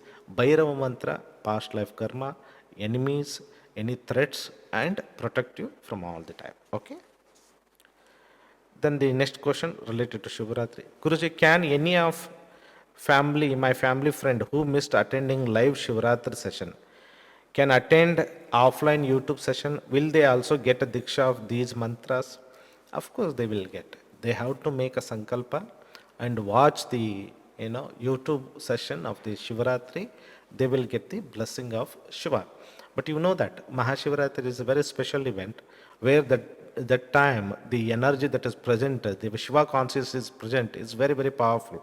So it is very easy to receive and absorb the Shiva Shakti than compared to any other different days. So he will, any of your friend circle, if they do, they will get a blessing. But not the way that happened during the live event in the presence of Tirumularji, in the presence of Lord Shiva and the Shivagana that are present during that live event. It is very completely different. I'm telling the energy is completely different. The presence of our Tirumularji is very different there. So I cannot assure the same results, but they will get a blessing and they can chant the Shiva mantras. Okay. The next question, Guruji, what is the difference between Bhadrakali and Dakshinakali and their application? I have had a diksha of Ma Pratyangira and Dakshinakali. Should we face in south direction when using these two mantras? You see that all meditation, whatever you received from us, you need to face either a north or east. We don't ask you to face to south or any other direction. Okay, you need to understand all the diksha that you receive from us, only these two directions, because you're a householder, you are not a tantric, that you need to understand. And for what purpose you are doing is for well-being of your family, for your progress and all of that. That is one thing. Then second thing is Bhadrakali and Dakshinikali. Both are the form of a Kali with a different applications, different energy, different consciousness. Bhadrakali, okay, the one who give a stability in your life, like a Lakshmi Tattva, the one who give a protection to you, the one who can give a success to you, all that is a Bhadrakali. Okay, there are many other applications. These are the main thing for your, as a householder, I can explain. Dakshinakali, the one who faces the Dakshina, the Dakshina, what it represents, the south. South represents the positive qualities of fame, domination, all of that, the progress. In the other way, the negative qualities, it is a direction of the hell, it is a direction of the spirits, it's a direction of the negativity and all of that. When Divine Mother Kali faces to the Dakshina south, she will remove the negativity, give you the positive qualities like a fame, name and all, the health, wealth, and the protection from enemies and all of that. Okay, that is what we called Dakshina Kali. It is a material way. In a spiritual way, it is very different. When she faces Dakshina, means it is a grace coming to you to awaken your soul, you awaken your Kundalini, reach to a Shiva Shakti consciousness. Okay, that is the meaning, and you don't need to change the direction. You just focus and do that on north or east direction. Okay. The next question from ID number 10,585. My sadhana is very regular. I am currently in a Sri Vidya level 3 and I am also doing Varai sadhana. However, there are physically few things I am noticing, which according to me is strange. I have suddenly developed longing to have a non-vegetarian food. I was a vegetarian, but suddenly I have this craving to eat a non-veg food like fish, egg. Why this is happening, Guruji? You see that? Whenever you are doing the sadhana, your past life desires get activated. Okay, past life desires get activated. I told if you are coming on this earth dimension is only because unfulfilled desires. Otherwise, you don't come on this earth. The day you don't have a desires, you are ready to make a transition from this earth dimension. You need to remember, you are on the stage of liberation and moksha. So, some unfulfilled desires of the past life are, opening up now. Okay? Either you eat and fulfill, or with you have a willpower, let go, offer as a surrenderance to Divine Mother, focus on the sadhana. Okay? It is both case, it is happening because the cleansing process is happening. The past life cleansing is happening because of the sadhana. And level 3 is very powerful, I'm telling you. The light, that divine light, divine energy or the vibration, divine consciousness. Everything is manifest in the level 3 sadhana. It's very powerful. Highest shikhi karma of past life will be burned, destroyed, made aware to you what you are in the past life. So it's just surfacing up. Your suppressed emotion, desire is a suppressed desire is coming to your consciousness.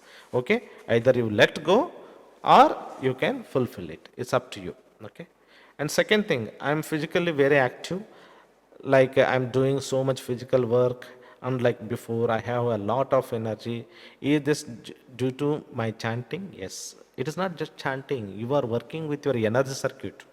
You see, from here to down, you come up, you completely charging your energy circuit, your pillar. It is not just mantra chanting. It is you working with your pillar of your life, your pillar of your consciousness. So you are seeing the results. Okay. Again, one more thing is I am not able to get up early in the morning like before.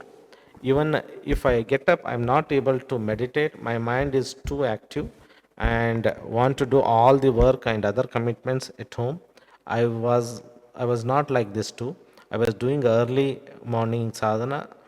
I have also started Kadgamala Puja on my Sri Chakram. In fact, the sadhana has already started to shower blessings, as many aspects of my difficulties have been miraculously taken care, especially my money issues. Devi is blessing me abundantly. I thank I thank you, ma.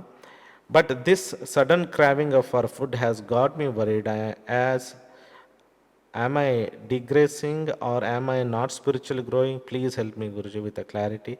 My ultimate goal is self-relation, God relation. I feel I am enjoying my boga more, which I was not like this. Please advise. See, it's what I'm telling you, that the suppressed desires will, no, surfaces in your mind. Surfaces in mind, they will release. Okay? If you have a power, if willpower is good, you let go, focus. Tell to mother, mother, this is not my in the present life, desire. It is could be my past life desire that is surfacing to me. I offer this at your feet. Please take care of this. Surrender. This is where we need to offer. What is the surrenderance? How we learn it?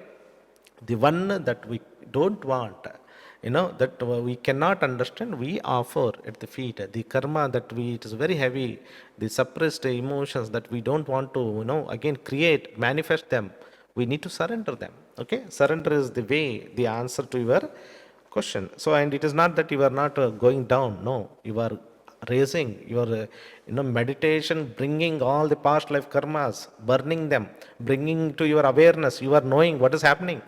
It's something Divine Mother shows you and also cleanses. So it's that you are, progressing better. The miracle of money issue solving and all other aspect, your energy is good. All shows that you are progressing, doing well. Okay. The next question from ID number 10,540 related to Raja Matangi and Batakabairva. Namaste Guruji. Whenever I am going to take a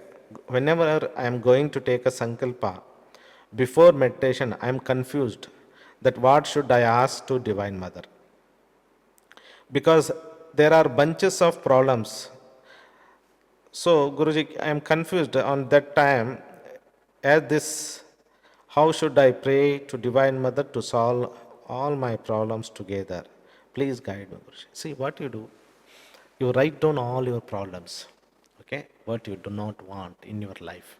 Okay, then you make it as a opposite. For example, if you have money issues, I don't want to face a money problem. So what you want to do? The opposite to that, Divine Mother, I want to experience abundant money flow in my life. You write down. Okay, that is your sankalpa. That is your desire. That is your intention to manifest. Like this, I am not having a relationship, good relationship. So then what happens? You want to have a good relationship. Divine Mother, bless me, loving, harmonious relationship with myself and to my family member, to the entire world. Then you write like this, you make one list of what you do not want, then convert into what you want. You write down. Then you hold it, just see it before meditation and tell to mother, mother, this is what I want to manifest. Okay, then you do your sadhana, your japa, your homam, that will be taken care. Okay.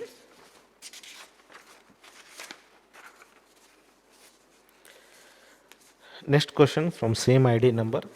From past 2 months, you are coming to my dreams. I have seen you that you are doing puja of Divine Mother Idol, and yet 4 days back you are coming in my dream and helping me and guiding me to solve my problem. Is this is this indicates, these are the some indicates to me by you, Guruji. So the sentence was not written rightly, or we have not copied it better. So in his dream I am helping to solve the problem. Yes, it is. See, whenever we have a stronger connection, you see that you get a master help when you accept him, surrender to him.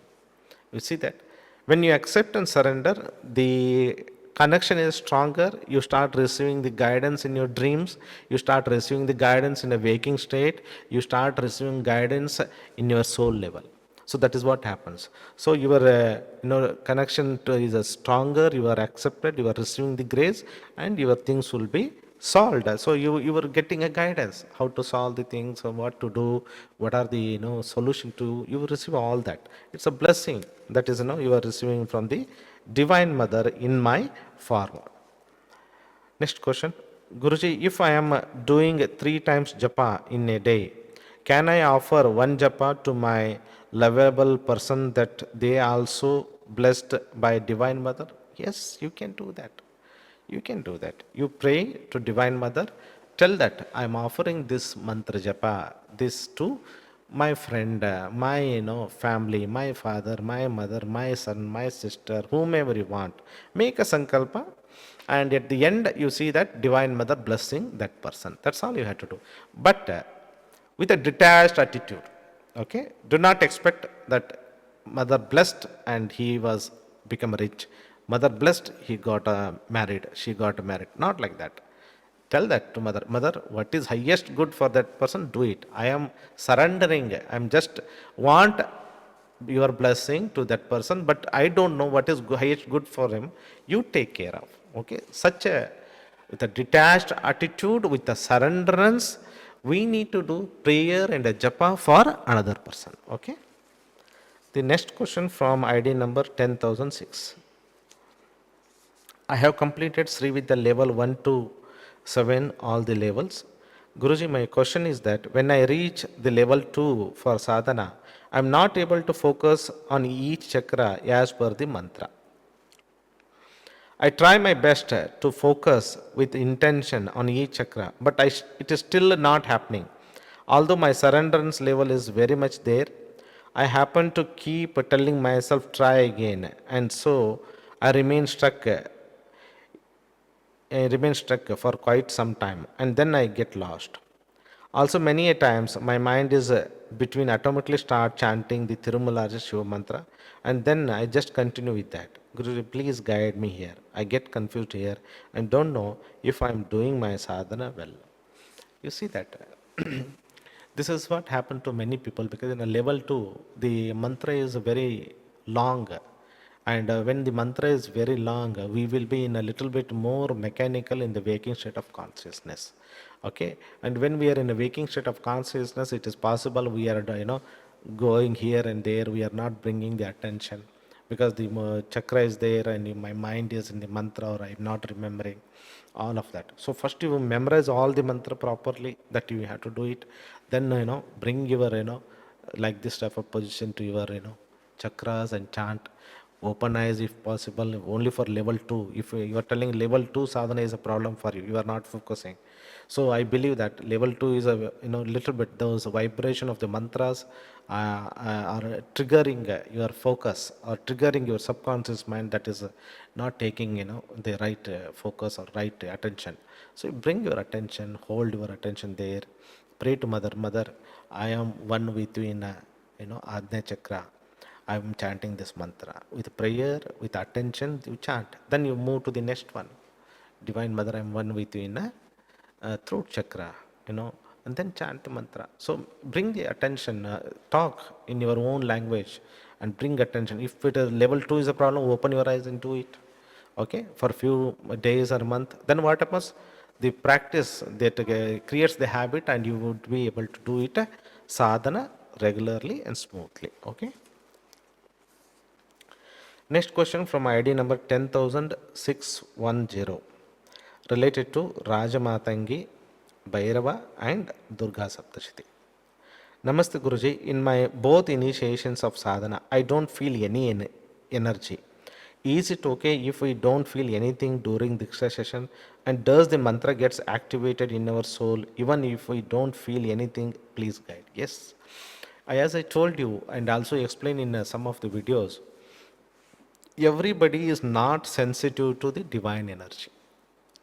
And some of you are soul oriented, where you don't have a psychic abilities, no visualistic, no kinesthetic, no auditory.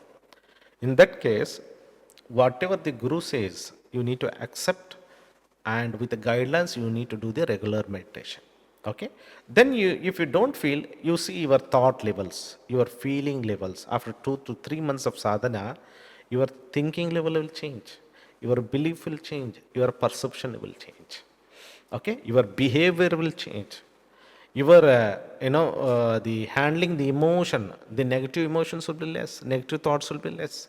Okay, negative behavior will be less, and your confidence is very good, you are inspired, you have a lot of energy, centeredness. Okay, all these things will be the thing that you can check for yourself when you are not feeling type. And during Diksha, all don't feel this. Please understand. All people do not feel energy. All people do not have a darshana. All people do not, have a beautiful experience. I'm telling you.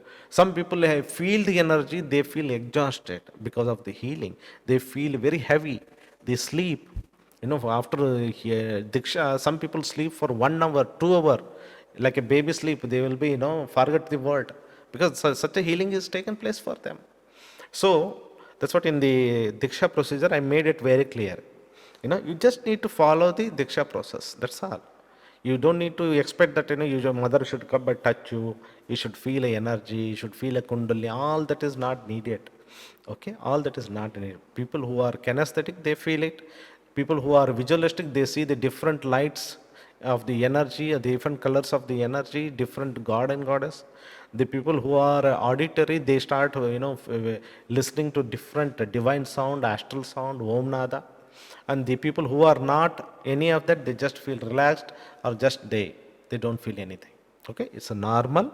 Don't worry about it. Just continue your sadhana. If you are here, Miss Mother has brought you, taken care of you. You just do the regular sadhana as guided by the siddhas from our parampara. Things will be taken care. Okay. The next question from the same ID number. Guruji, for protection shield of Ashta Bhairava, is it mandatory to chant Batuka Bhairava mantra 108 times? Or can we reduce the number of chants? Please guide. You see that for a protection shield, I don't suggest you to chant 108 times. Even you can chant 3 times or 9 times. Each Bhairava mantra minimum 3 times. At the same Batuka Bhairava, minimum 3 times. That is sufficient. Okay, or 9 times. That is sufficient. Okay. If you don't have time, just chant 3 times each Bhairava mantra and start doing your Rajamatangi mantra. There's no, mandatory. But whenever you have problems with enemies, whenever you have a problem with negativity, whenever you want to, have failures in our life, at that time you have to increase Batuka Bhairava mantra sadhana. Okay, you have to increase the mantra, 1 japamala, 2, maximum 3 japamala. Okay, that is how we have to know the according to the situation, according to the problem that you are facing. You need to apply the guidelines, the mantra shakti, the all the tools, homa, havana, japa. You have to apply and make your life successful. Okay. Next question from ID number 10,198. The question is it possible to clear a large plot of land that has a no building on it? My partner owns a mountain property that is quite large, and I was told in a dream it needed to be cleared of demons, but I don't know how. It is 118 acres of land. You see that these things cannot be done by an individual. These are all tantric things. So you should not involve all of this. Okay? You need a siddhi of a Kala Bhairava, siddhi of a Varahi, siddhi of a Pratyangira. Then you are able to do all of this. Other than that, it's not possible because those 108 acres of property and those mountains, you are just now in the 40 to 50 years you are living on this earth. Those negative entities, beings are living on that property from thousands of years, and you are telling that it is my property, and they will tell that it is our property. Got this point? There are so many, snake spirits will be there. They are more powerful than what you are. There are some special demons and entities are there. They are more powerful than you are. And it is their home, and you cannot say that it is my property. Okay? It is always a win-to-win situation. Win-to-win situation. So I don't suggest you to go on doing all the healing and all, and it is unnecessary. You trouble your life. Once they start they start influencing you, your family, these are all very difficult things. Leave them. If there's no disturbance for you, why you worry about that? You take whatever land it is there, you cultivate, you use it, and bless yourself, your family. Why you want to do all of that? Okay. The next question from ID number 10,718 related to Matangi and Batuka Bhairava. Shivam Guruji, thank you for giving this precious knowledge. In one of your videos, you have mentioned Panchadashi, one round can clear 1 year karmas. So, how much Rajashamala mantra can clear? I have read Rajashamala mantra is equal to 7 crore mantras as per Shamala Sahasranamam.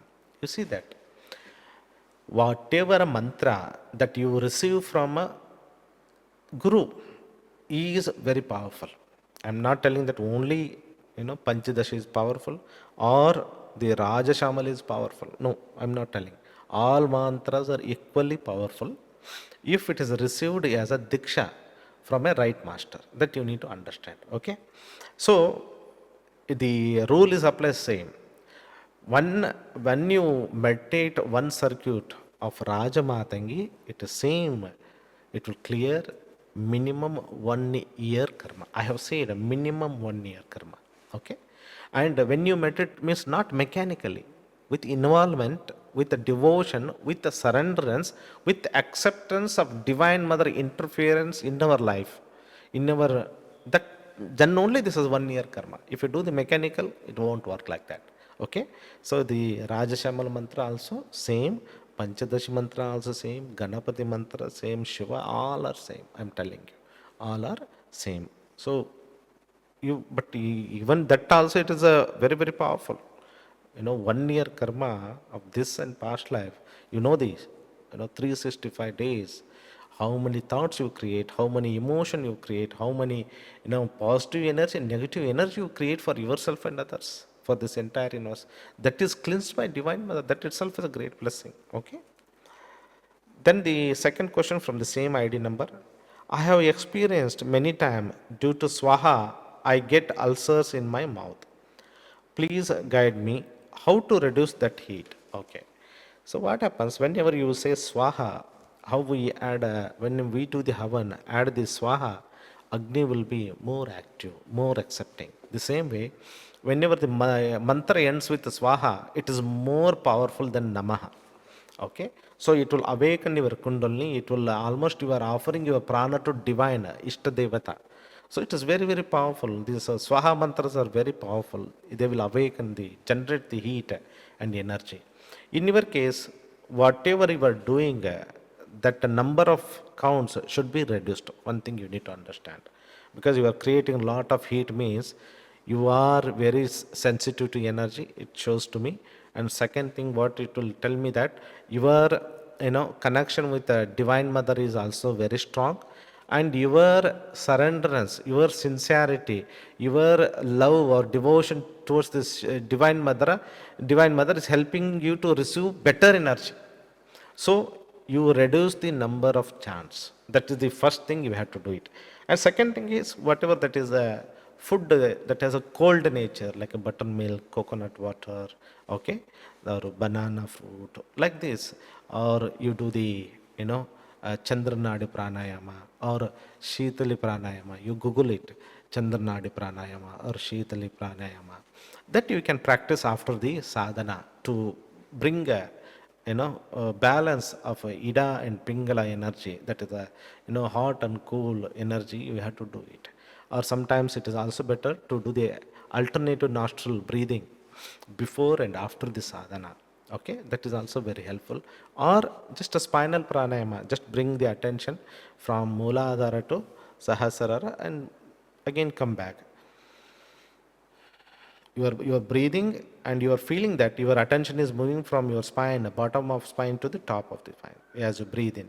As you breathe out, it is coming from top to bottom. But don't do too much. Maximum 3 times, 9 times maximum. Minimum 3 times, maximum 9 times. Don't do too much. Again, that also creates problem. Why? When you do the spinal pranayama, your Ida and Pingala. Pingala is a hot energy, Ida is a cool energy. They will balance. When you chant Swaha mantra, it is possible that you are activating the right side of your channel when you do the spinal breathing before and after, or you do the alternative nostril breathing, or when you do the Shitali pranayama, or when you do the left nostril breathing, you close your this and only this breathe in, breathe out. Chandranadi, that is also, see what that can work. But first thing is you have to reduce the mantra chanting. That's the first thing. Second thing, you apply these things plus food that can be helpful to you. Okay. And third question from the same ID number. Guruji, you have mentioned Batuka Bhairava and Matangi are the Siddhi sadhanas. But I am confused. What should Siddhi should I do? Please guide. See, when I say Siddhi sadhana means it is not about the spiritual Siddhi I am talking. I am talking about the success, accomplishment. Okay? Siddhi in this outside word, it's an accomplishment of your goal. So that is what the manifestation of your desire. That's what I say. Rajamatang is a goddess of manifestation. Batuka Bhairava is the master of the success. So I am talking in that term. So you need to manifest your home. You need to manifest your job, or relationship, marriage, or your any dream outside goal can be manifested with the Rajamatangi and Bhairava sadhana. Okay. The next question from ID number 10645. Sri Vidya and Arkriya. Pranam Guruji, I am confused about fifth element, Akasha. Is it the same as a space? Can you please elaborate? You see that Akasha is a very, very, very powerful element. Akasha doesn't mean just a space. Space plus a consciousness. You need to understand. Space plus knowingness. Space plus supreme intelligence. Then we call it as Akasha. Okay? That is the understanding. Okay? Then next question. As a result of sadhana, my perception has increased. I understand in theory how we all are living in an ocean of consciousness. Is it possible to feel this experience? Yes. This is ocean of consciousness is the experience of God relation. Okay? As you experience the samadhi, you will experience this, that everything is I am. I am is everything. Everybody is a part of me. I am that one. There are no two. That is a oneness. That is a ocean. That is a consciousness. Okay? So it is possible. The next question from ID number 10714. Sri with the level 1. I am practicing sadhana as instructed. I sometimes feel heaviness in my back. Can you please explain? It should feel because as we are working on the spine, when the energy is attracted, energy is filled our entire Sushumna Nadi, all the chakras are getting energized. So you feel the heaviness in the energy level. So that heaviness is also felt in the body also. Okay, this is good only.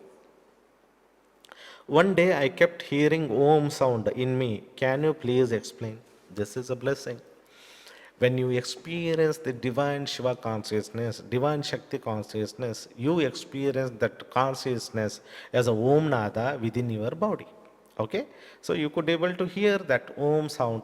It means your connection is stronger, is you are receiving the Shiva Shakti grace, you are doing or you are meditating well in your in your sadhana, you are doing well, you are blessed one. Third question from the same ID number. Why my head tilts up towards the sky during meditation? This is a normal kriya. Some people, head will be like this, some people like this, some people like this, some people, spine will be like this, like this. This is the normal kriya. When the energy process has taken place, when energy is moving, certain nadis are cleansed or, activated, certain body part will be influenced. So this is all the kriyas that happens naturally during meditation. Okay. Next question from ID number 10,699.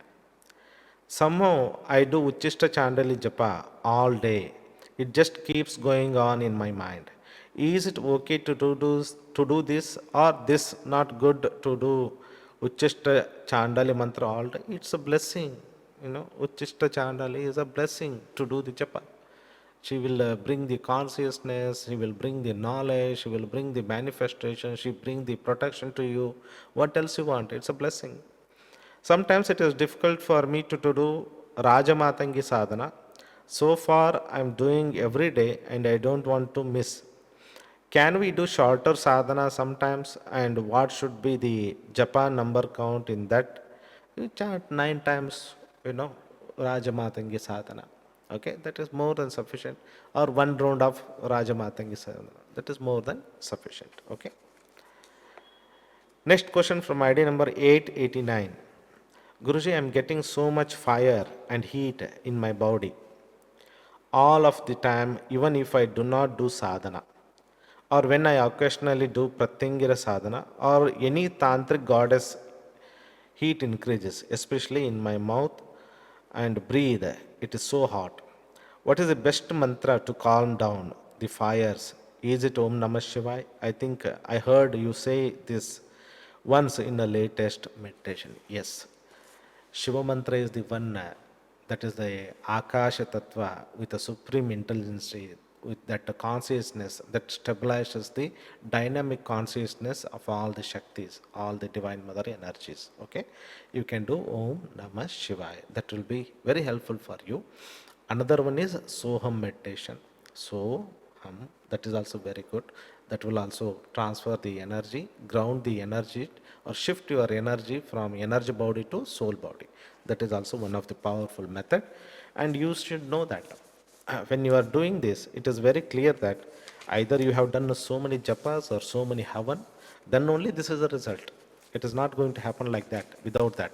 Or your kundalini is very much awakened, so doing less is a better for you. So do less number of japa with love and devotion, okay? And try to take care of food, fruits and vegetables that are having a cold nature, that you can take it. Milk is also good, especially for you. In this case, whenever you meditate, take at least half glass of milk, or the curd, that is also good for you, or buttermilk, that is a good for you, okay? Guruji, my family are prone to teeth, jaw, gum issues. Big accidents involving in this area. I'm constantly having a teeth problem which takes all my money, and now I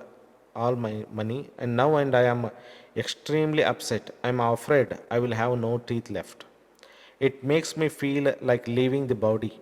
I'm mid 30s, and already I lost 5 teeth, and another 3 more teeth are dead.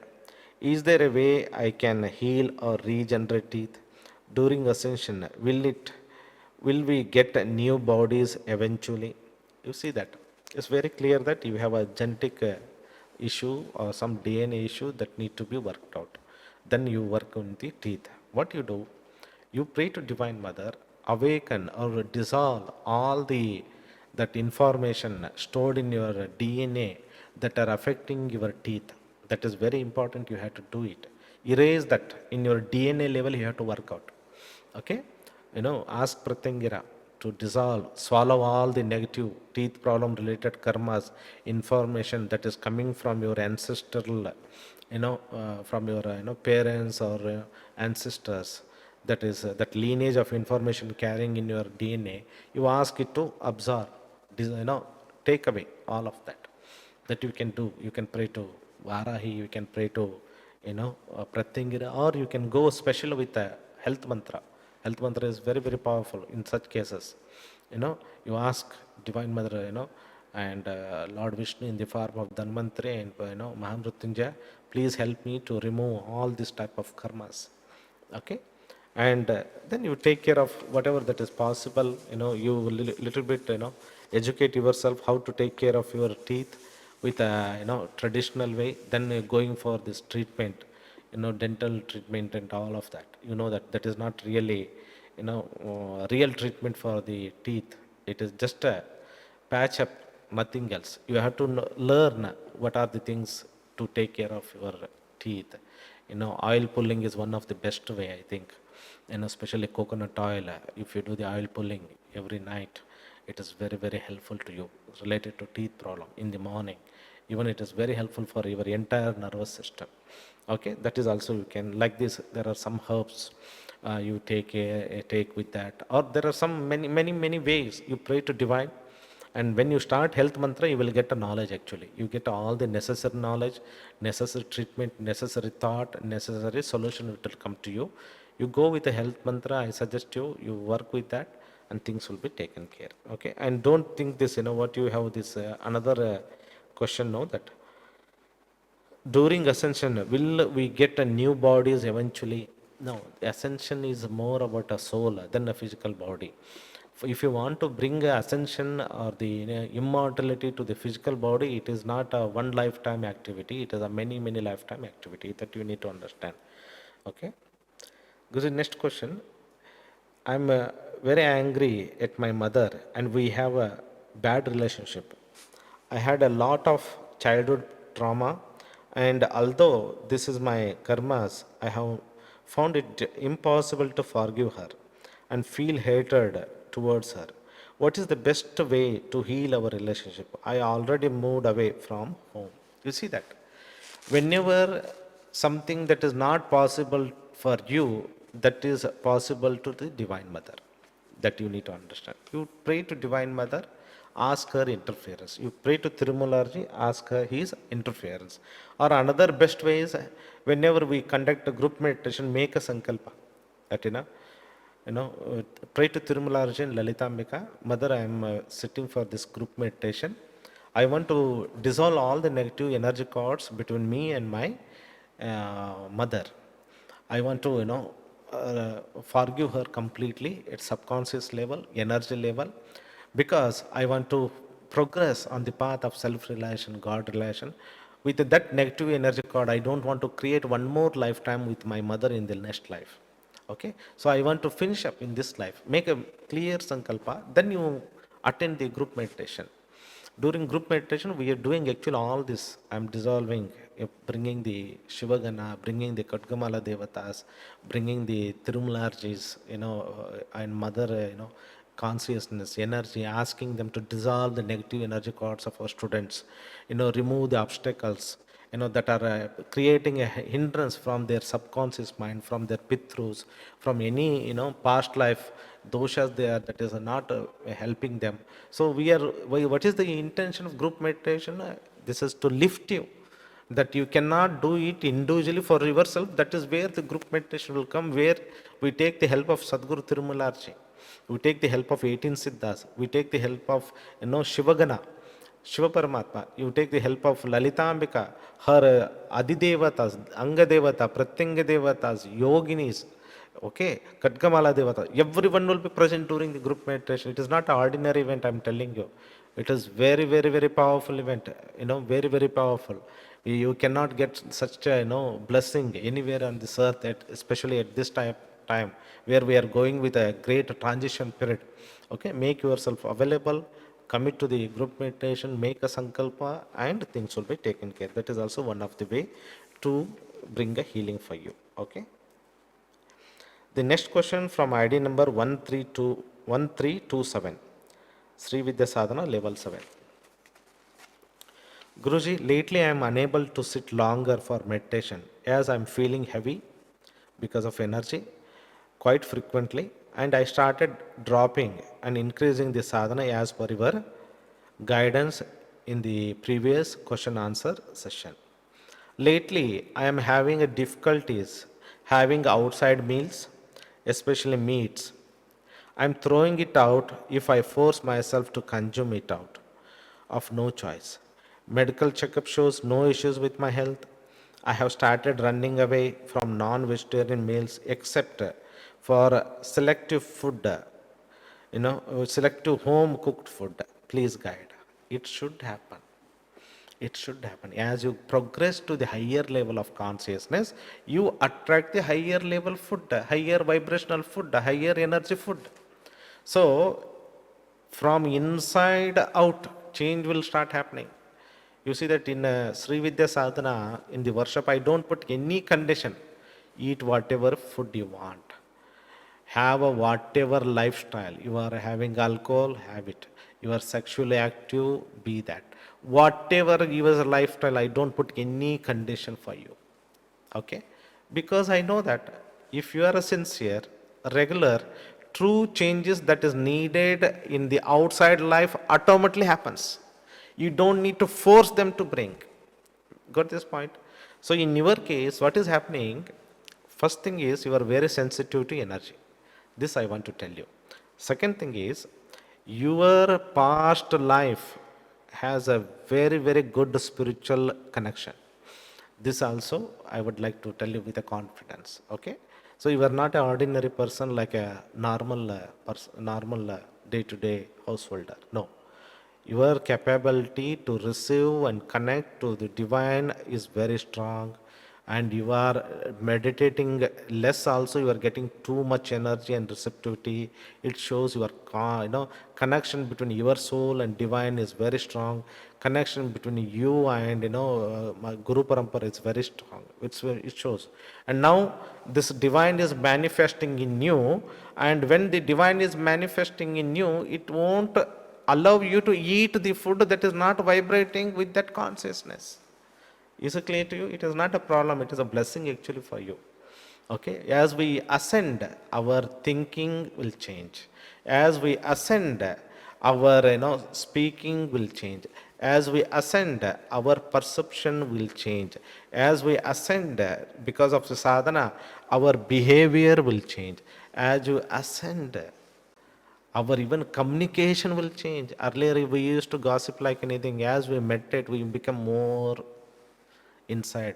As we meditate more, you will be dropping more outside activities like shopping mall, going to the party, eating too much food. Everything will drop because you are receiving a lot of prana, lot of contentment, lot of joy and divinity within you. You don't seek outside.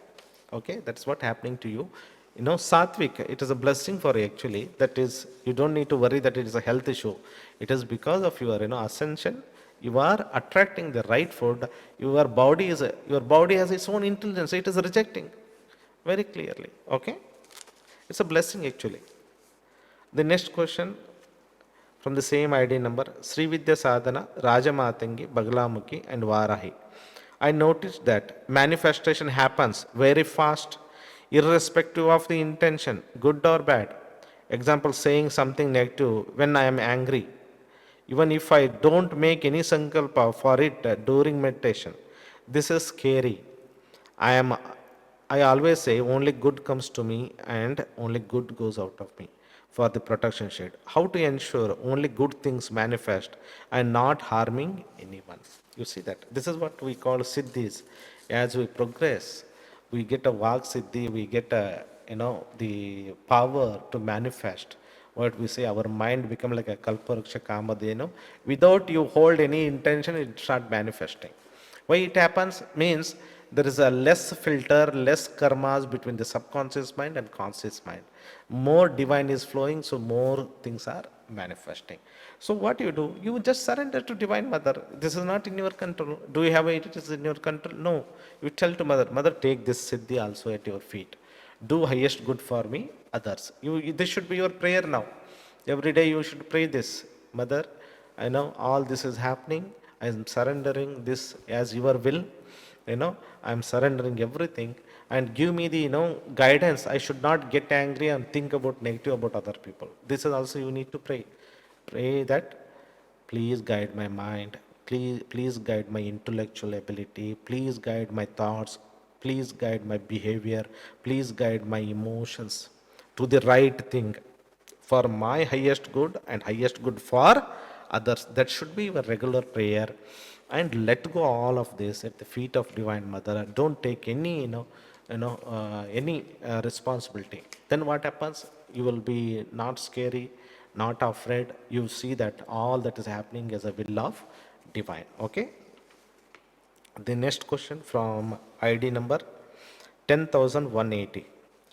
Guruji, I have been practicing Sri Vidya level 1 to 7 for the last 1 year and enjoy Divine Mother's mantras, including Shivakameshwari mantra, meditation, and silence. However, I do get drawn to chanting Arunachala Shiva or Arunachala more often. Please let me know your thoughts and advice. Yes, more divine mother energy get activate in you, more you are attracted to Shiva and Shiva mantra. You need to understand this. Okay, more mother manifest, more kundalini rages, more it wanted to reach Shiva, so more you are attracted to that. So this is what happening to you, that Aruna Chala Shiva, the Aruna Achala Shiva. Aruna is a grace. Okay, Achala, still, always, you as a soul. Shiva, It is showing you that you are one with Shiva, the Shiva is manifesting in you, you wanted to chant, you are attracted to Shiva. All these are very positive things that you are doing well. Your soul could able to absorb the Divine Mother vibration, and Mother is manifesting in you and attracted to Shiva. So you chant it happily, you enjoy chanting Arunachala. Arunachala Shiva, Arunachala. This is beautiful, beautiful. Recently we visited to Tiruvannamalai, Arunachala, and all students, we did Abhishek in Agni Shivalingam in Arunachala. And the sankalpa was that all the student connected to this parampara get a blessings. We did a beautiful Abhisheka. We could able to have that divine healing, awakening of the Kundalini in the Garbhagudi. We prayed not only for ourselves, for all our students. The sankalpa was that, all our students get blessed, healed, energized, protected. And today I am seeing this, your question so much connected. I am remembering, recently that event that has happened. We are all really blessed. You can chant the Arunachala Shiva mantra. It's a blessing. Okay. I think this is the last one. Okay. Thank you very much. I pray to Tirumalarji, Lalita Ambika, bless you all, help you all to manifest your desire, manifest a good health, loving relationship. Okay. At the same time, manifest a divinity and meditate regularly, sincerely, devotedly to Divine Mother Lalita Ambika, Raja Rajeshwari, Maha Tripur Sundari. Sure. शिवोऽहं शिवोऽहं शिवोऽहं शिवोऽहं शिवोऽहं शिवो